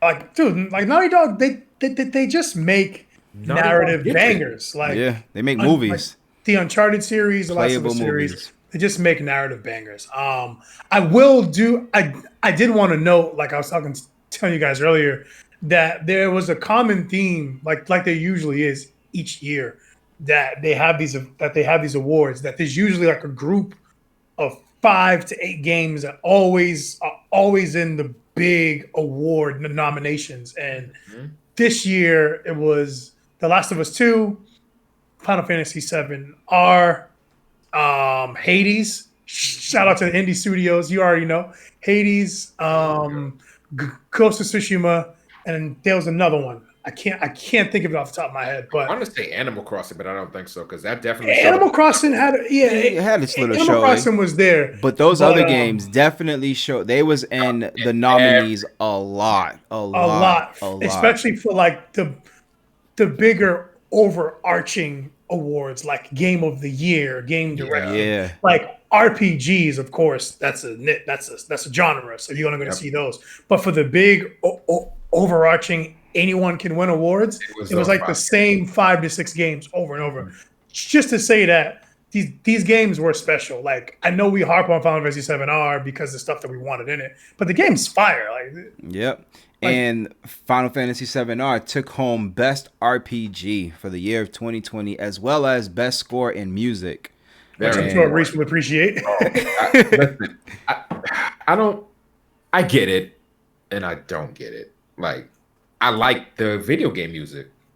Like, back in the day, I had the old Final Fantasy 7, 8 original soundtracks, like on my iPod, because I was just listening to them after the fact. And even when 7R came out, and I'm like, okay, what are they going to do with the music? Because all these remakes that have been coming out, well, okay, some of them, I'll take the Final Fantasy X remaster as an example. They redid the audio, but they kept the original audio also. So I was wondering if they would do something similar with the Final Fantasy VII remake. They didn't do that, but the music that they gave us was just as good, if not better. The original composer, Nobuo Uematsu, was part of that, along with the composer from Final Fantasy 13. So they put some tracks together, and you saw what it netted them. Yeah, like, don't get me wrong, I love video game music. Like, it sets, like whatever game you're playing, like, if they're able to set you in a mood or in a world or in a feeling with, like, the music assists with that tremendously. Absolutely. But if I think your game music is not hot, I'm turning it off and I'm playing Spotify. Facts. You know what? I never paid attention to the music to that point where I cared much. Like, if it's dope, then it's dope. But like, if it's not dope, you just ignore it. Like, yeah, I'm just whatever. I'm just playing the games, whatever. So like when you got to not the black market, but once you got to Sector 6 and you had to do all the hot stuff there, like you didn't pay attention to the music there. I don't even know what the Sector 6 music is. You don't even remember what the music is. I can only tell you. Music that I know from Final Fantasy VII is the boss battle music. Yeah. First of all, you're doing it wrong, but I'm forgetting. He's doing it wrong. That's how it goes. Final Fantasy VII, that is not it. Stop. It's close. Final Fantasy VII had 2 boss themes, and that's the second one that you're trying to do. That I was doing. Okay. Moving along. That was terrible. You know I got to do this award. The best indie and the best action game was Hades. You will. Supergiant Studios does it again. They make these wonderful games that compete with AAA studios and quadruple A studios, I guess. Like they make games for pennies on a dollar compared to these big studios, and they compete. Like they won best action. That's insane to me. Yeah. Shout out to them what they do. For doing well, man. They a little indie game is experiences, and little indie game made it out there with the big dogs. That's impressive. That's not they are not it's not new. I wouldn't even consider them an indie studio. They're making bangers now. What else have they made besides Hades? What, Supergiant? Supergiant has made Bastion and that's all of them. Oh, okay. Yeah. Oh, they haven't made a bad game yet. I'm sure they're out there, but the ones that I know, aware of, they are just bangers, man. Like every time I see Supergiant, I'm like, ooh, that's probably a banger. You know what I mean? Yeah, man. Shout out to them. That's a huge award to win Best Action against Last like of Us Final 2 Fantasy 7R and Last against of Us. Final That's Fantasy crazy. 7. You know what I mean? Like that's a huge deal. So shout out to that studio, man, for getting that cracking. Another one that was go ahead. Because we might be talking about the same one. Go ahead. well, yeah, another one that was kind of shocking. I don't know, not shocking, because this one goes to best mobile game, which was Among Us. And the one that I guess was kind of shocking for me, but I get it. Among Us took home both best mobile game and best multiplayer. Like, yo, that's best multiplayer without a doubt. That to me was like, I'm curious. Why? I mean, it's fun, but it was up against. I don't remember all of the nominees, and I wish I wrote. It was up against down. Warzone. Warzone. I'll put up the list now while you guys talk about it. Yeah, but like to me, like exploded. I get that. That's what's wild to me. Like, see, I was the only person think it deserved to win it for the simple fact that it went beyond gamers. Like, multiplayer games, they're meant for multiple people to play. It's called multiplayer. But this game went way beyond just like it giving you like some crazy explosions and graphical thing. It was literally it's mostly text, right? Well, yeah, I mean, no, that's the that's the context of it. Yeah. But the fact that it brings so many different people together and you're playing it in a different way. It's not just I'm gonna outperform you.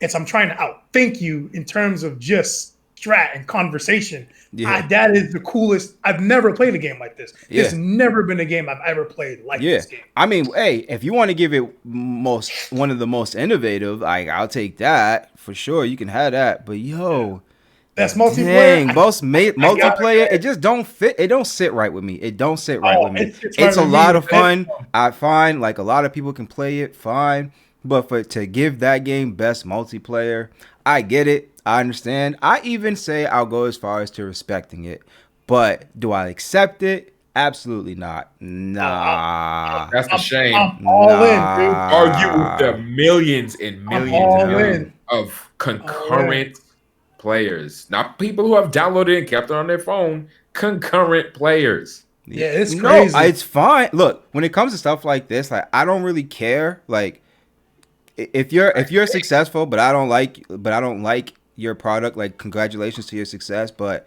I still think it's crap. I don't think Among Us is crap. That's not what I'm saying. I just don't care how the general consensus feels. How I feel about it is how I feel about it. And like, cool.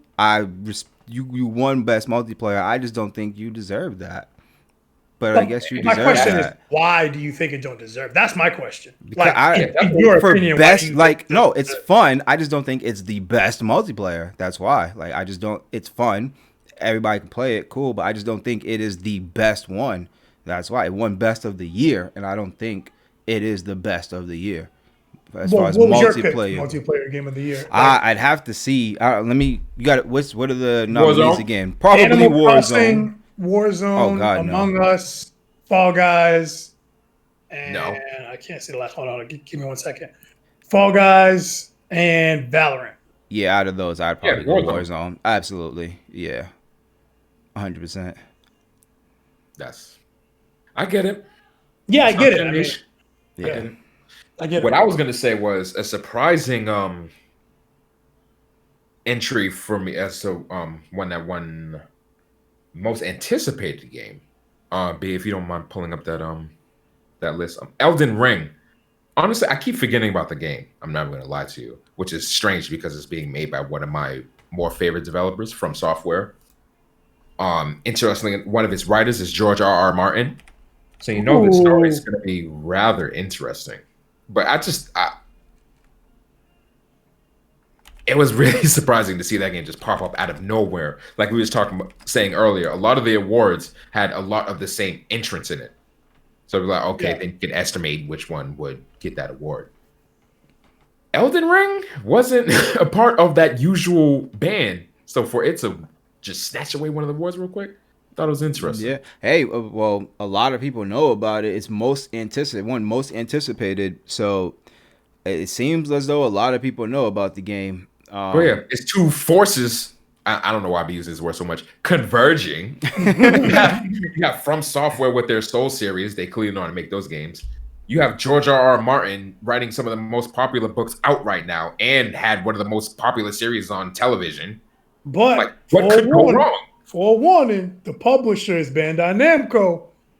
Just you know what's crazy is that every time somebody says Elden Ring, I always, like literally always get it confused with this game Chronicles of Elyria. I don't even know if I'm saying that right. Elyria.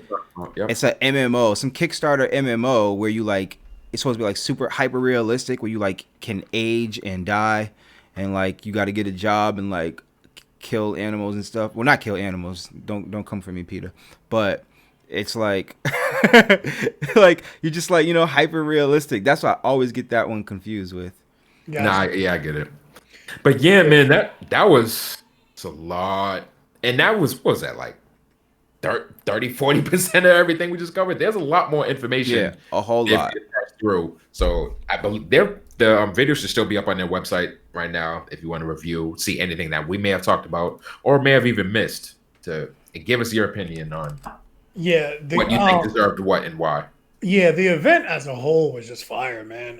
Yeah, that's actually a good idea, Reese. Like if you guys think of something that you thought was cool or whatever, you just hop into Discord, or you can hit us on Twitter, Instagram. Send us a line. It's Trigger Talk TV. But yeah, man, the event as a whole was just fire, man. Like it's like watching E3 but with awards, right? Or it's like watching the Grammys but with video games. You know? Yeah, absolutely. So if you never, so if you never watched the video game awards, it's dope, man. It really is the Grammys with a whole bunch of reveals and new drops, and it's just fire. It's our culture being celebrated for the wonderful things that they've done for the year, all the experiences that we've had, all the things. We love gaming. We all do our gaming a little differently, but we all love gaming, and it should bring people together. So stop getting tilted online. Enjoy, have fun, and that's the video games. And as an honorable mention, I'd like to say that best fighting game went to Mortal Kombat 11. Ooh. Which, after seeing after seeing the nominees, fine, you can have like Mortal Kombat 11 can have it, but the nominations from that category solidified my exit from the fighting game scene because they were trash. I'm sorry, I don't care.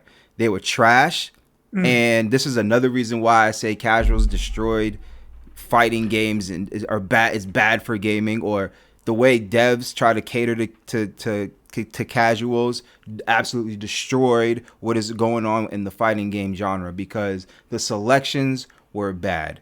The fact that I feel like Grand Blue Fantasy should have won, but I was vouching for Mortal Kombat 11 after seeing some, because B actually showed me some fights from it, and it's actually pretty dope.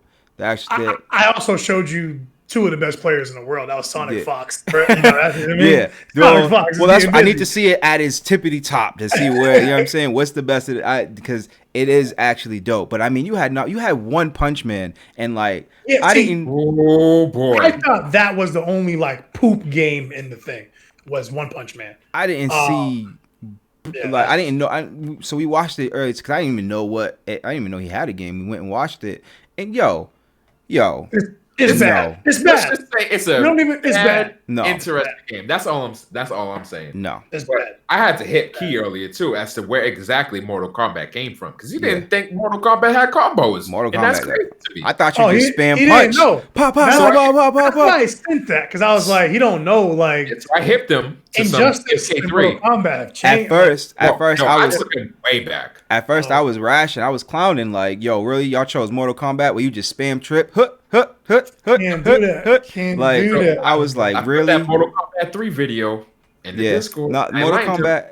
There are combos. Yeah, to it's be cool. It's cool. But it's just the fighting genre that I know and love. Like it's gone, and I need to accept that. Like that, the games that I loved and fell in love with are gone.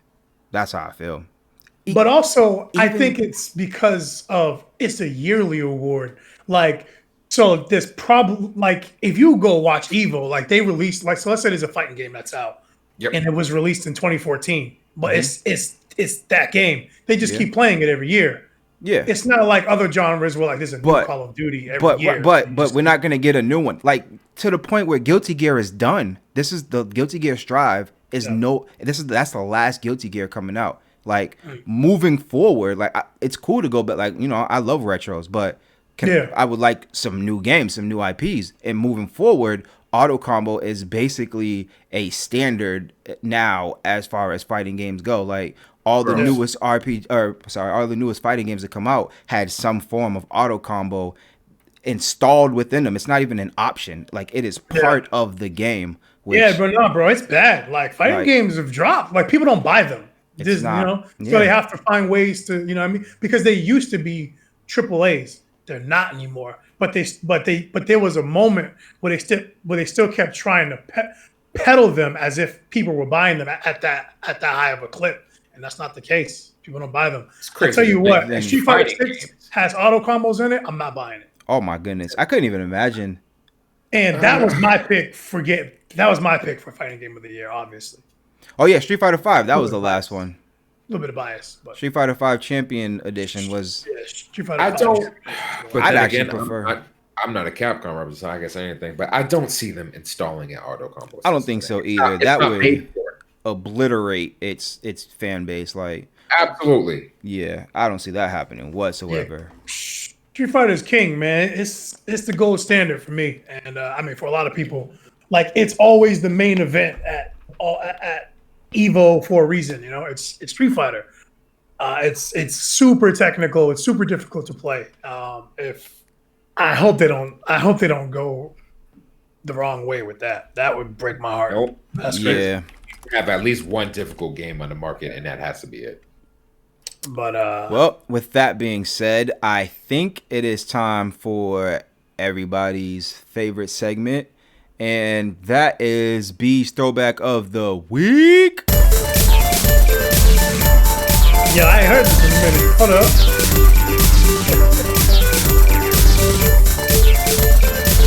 All right.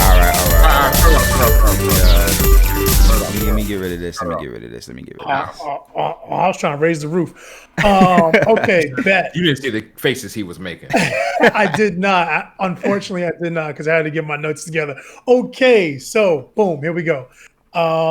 Hit me. This game was published and devved by Valve. So that's probably a huge giveaway. Wow. Okay. Yeah, it was published and devved by Valve. Conker's Bad Fur Day. Finally got it. First try, baby. What was your guess? Conker's Bad Fur Day. Bad Fur Day. Mm-hmm. Not finally. That. If you would have said Half-Life, you would have been on to something because that's Valve. Dang. This is a puzzle platforming game, so this fits right in my world. Portal, 2007's Portal. Portal. Wait, it's Portal? Portal. Yo, yeah, Portal. Yes. You know what's crazy is that you said, it's a puzzle platformer. In my head, I didn't want to say it out loud. I didn't want to be rude. I was like, this is trash. Let me look at my phone. Wow. I said Portal and I'm like, I know Key actually likes Portal. I said Portal, and he was like doing something on his phone. I'm like, oh wow, sick. Yeah. It took me a second. Puzzle and platforming. It's good to know. He said puzzle platform. I'm like, well, I'm out of this conversation. I'm done. And then he said Portal. I'm like, yeah, Portal. Wait, did he say Portal?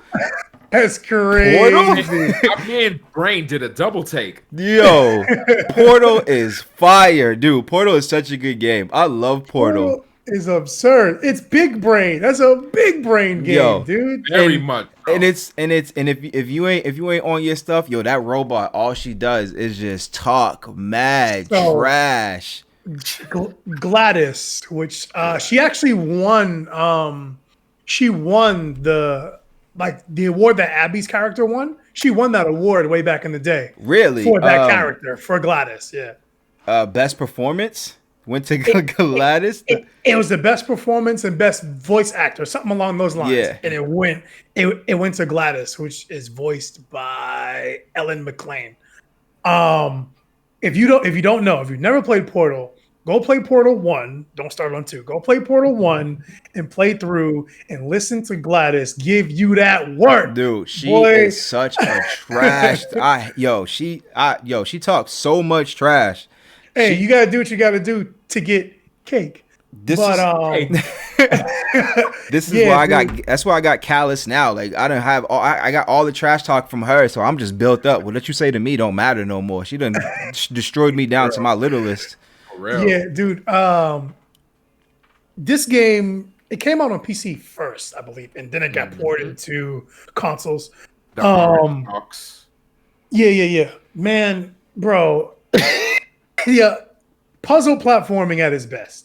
Like really, like it's puzzles and it's platforming, but it's called Portal because of the portal gun. The portal gun. You have this weapon, this item that you shoot in this blue and orange. Maybe this is where my love for orange and blue came from. I don't know. Makes sense to me. But there's orange portals and blue portals, and one is an entrance and one is an exit. You can literally put them anywhere, almost anywhere in the game. On the wall, on the ground, on the ceiling. Literally, you can put them pretty much anywhere as whatever you can imagine with your wonderful brain to complete these complex puzzles in the game. It is not an easy game. No, it's not. If you don't like puzzles, or you don't like a challenge, or this is not for you. Nah. But I encourage every single person to play this game. And she talks mad trash. Fine that you like this game. Well, I played it. Me and M-Card played it together, and we had a blast playing it. Yeah. So it's because you're playing it with somebody else. Potentially. I don't know. My only experience with this game is playing with M-Card. Like, I literally only played it with M-Card, so I can't tell you if I liked it, if I played it just because I was playing with M-Card, or because I liked the game itself. My only experience was playing with M-Card.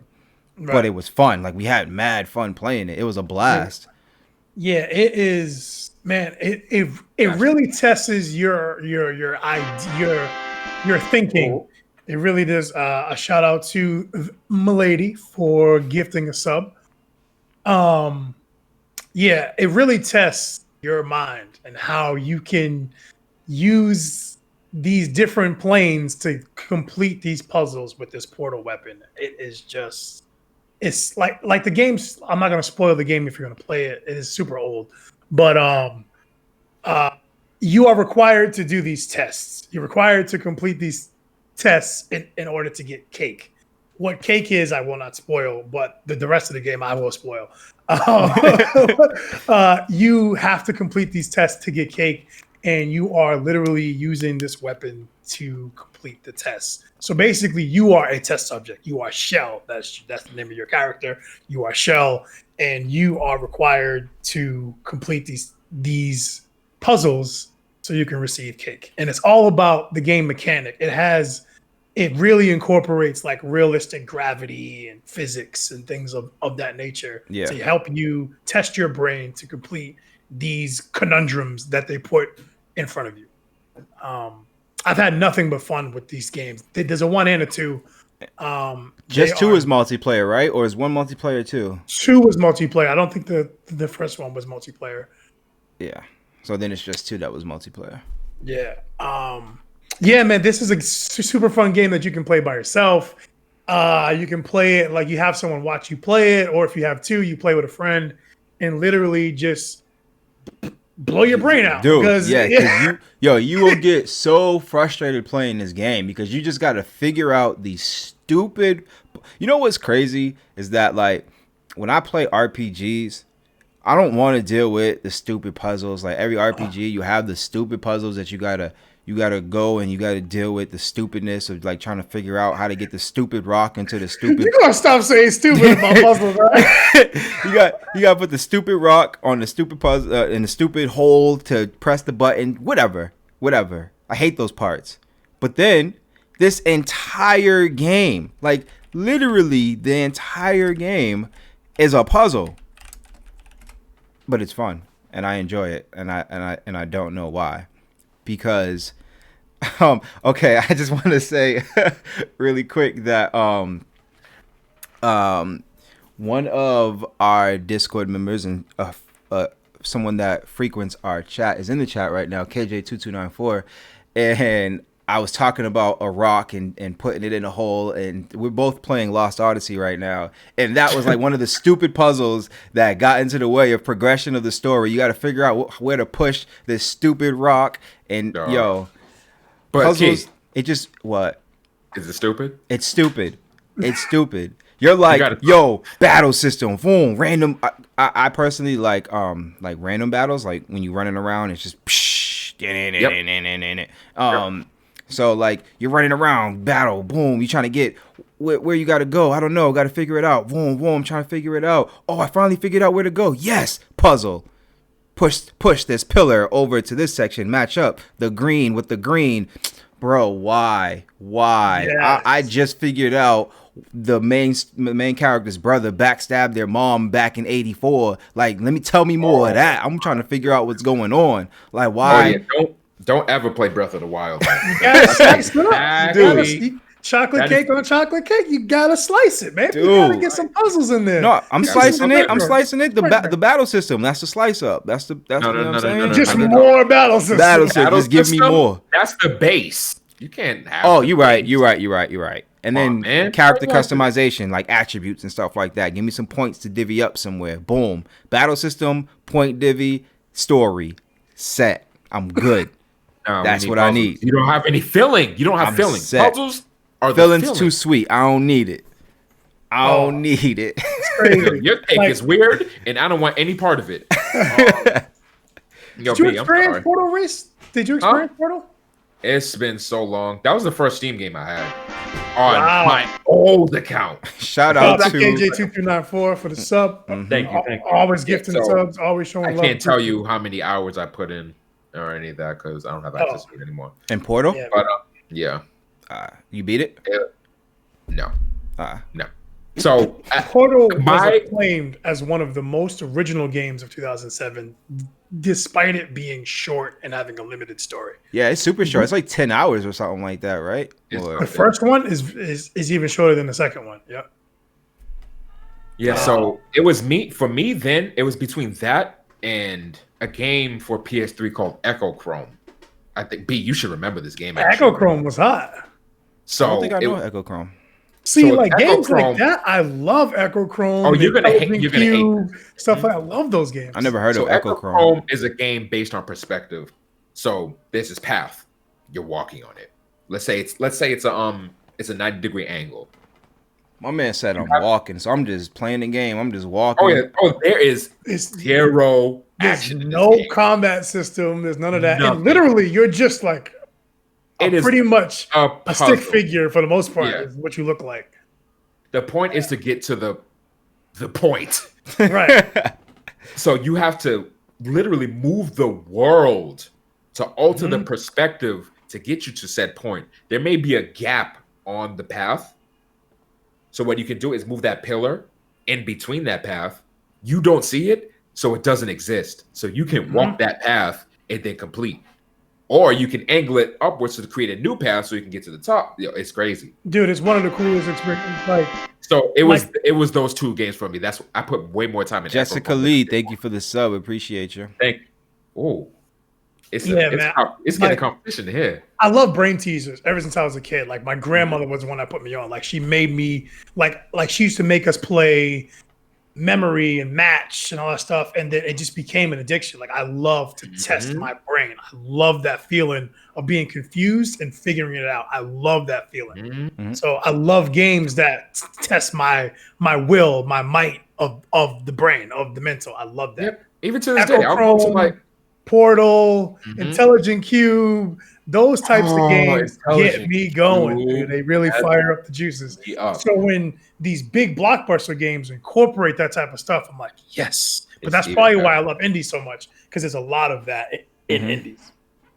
I was gonna say, I still find myself going to when I'm in like Walgreens or the CVS or one of those types of stores, and there'll be like the toy aisle, and they'll always have like those little mind toys. Where like, oh, get the ring out the spoke or something like that. I always like to cop one of those to like see if I still got it. Yeah, like we still like to play Simon. Like sometimes I'll go to Reese's house and we'll play Simon for like 30 minutes. And we'll Simon Says the game on like the little one, the like red, blue, green, yellow. Yeah. Like we'll go like we'll be like, yo, run it, and we'll just run that for like 30, 40 minutes. I actually like that game. I like that game. It just tests the brain. It tests your. I had my 3-year-old at the time do it because I bought a big Simon. It was cool. You put your hand over it, and it would know that you did that color, things like that. I had my second son who was 3 at the time. I had him do it. He got up to like 11. It's good, dude. At 3, like you have to do things like that. Tetris and those types of games. They really like there's studies. They really do increase your brain activity and your intelligence and those type of things. I love that feeling. I love those types of books and those types of games and all that crap. So shout out to Portal for making one of the coolest characters that you never see. Right? Dude, how about that, man? Yeah. Portal is a puzzle platformer. Play that if you haven't, and if you have played it, you know it's a classic. They dropped the whole pack. I think it was Buy Orange or something to do with the Orange box. Orange box. That's what it is. Yep. And it comes with Half-Life 2 and Portal. And Team Fortress. That's boom. There you go. Team Fortress. Bro, there you go. Dude, Team Fortress. Fire. Like one of the first hero shooters that changed the game. Like they just know what they're doing, man. Like, if you're interested in Portal, it is $10 on Steam. Both Portal 1 and 2, $10 on Steam. Do your thing. Each, or you get the pack for $10? You get the pack. No, they're $10 each. So Portal. Oh 10, man, Portal 2. that's how you. Wow. That's how you know when a game is like a classic. When they be like, "We got something to you separate, bro." Yeah, like this game is still too iconic to just be selling for chump change. I'm sorry. The Portal bundle right now is on sale, $15. For 15, see? Save you $5. Save you $5. So cop that. In the middle. Yep. Yeah, man. The Valve, they own Steam, right? That's a Valve company. They are Steam, yeah. They are Steam. So they don't make as many games as they used to. They just did that Half-Life, Half-Life Alyx. That won an award, and it was that was one of the games that was nominated for a ton of awards. So Valve is still cranking out gems, man. They know what they're doing. They know what they're doing over there. They don't do it as often, but when they do it, they do it. They do it right. They do it right. But any closing arguments, gentlemen? No, man. I want to go play some more Cyberpunk. I'm not gonna lie. Also, I'm hyped for Scavengers to come out, and I had a great time watching my very first Game Awards, and I'm hyped for the next event. This year has been the most video game event. Before starting the cast with you guys, I just saw E3. I would literally just watch E3. I had no idea the summer festival was a thing. I never watched the Game Awards before. None of this stuff. So seeing all of this stuff is super, super, super cool to me. Like I'm having a blast. Like Reese has been getting me into this a couple years. Like I want to say, like that 2013 area, 2014. Oh, I ruined his life. Was when like, oh right, that's what it was. 2012. It was something early like that. He put his Steam account on my laptop, and he was like, "Yo, here's a couple games from my humble bundle. Boom, boom, boom, boom. Go." His life. And I played Dust Force, and I was like, "Yo, what is this? Like, why was there no commercials for this?" It's like these is indies, baby. These is indies. They don't do commercials. Like it's different out here. And since then is when He's really been lost. I've lost him. Like more than just E3, like E3, Tokyo Game Show, like all the conferences, the events. So I'm like, I need to know. Even if I don't watch it, I need to read the recap. I need to know what's happening because I love video games so much. So I love to be informed. I love it. I really love it. And now doing this with you guys, I'm even deeper. So yeah, man, I'm excited to continue to play Cyberpunk.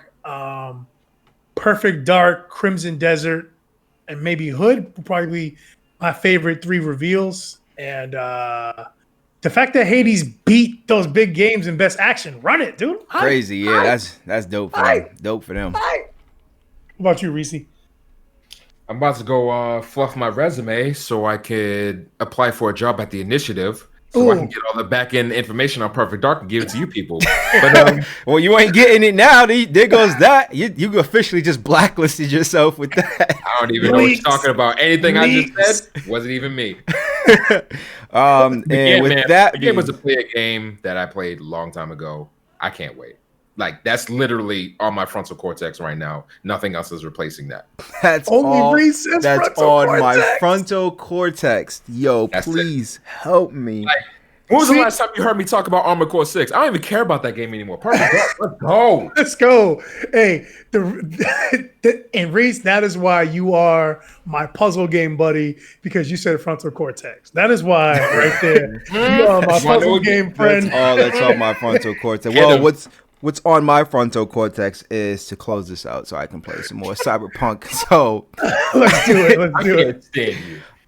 Thank you everybody for tuning in and watching and kicking it with us on this episode of Trigger Talk TV, and we will catch you guys on the next one.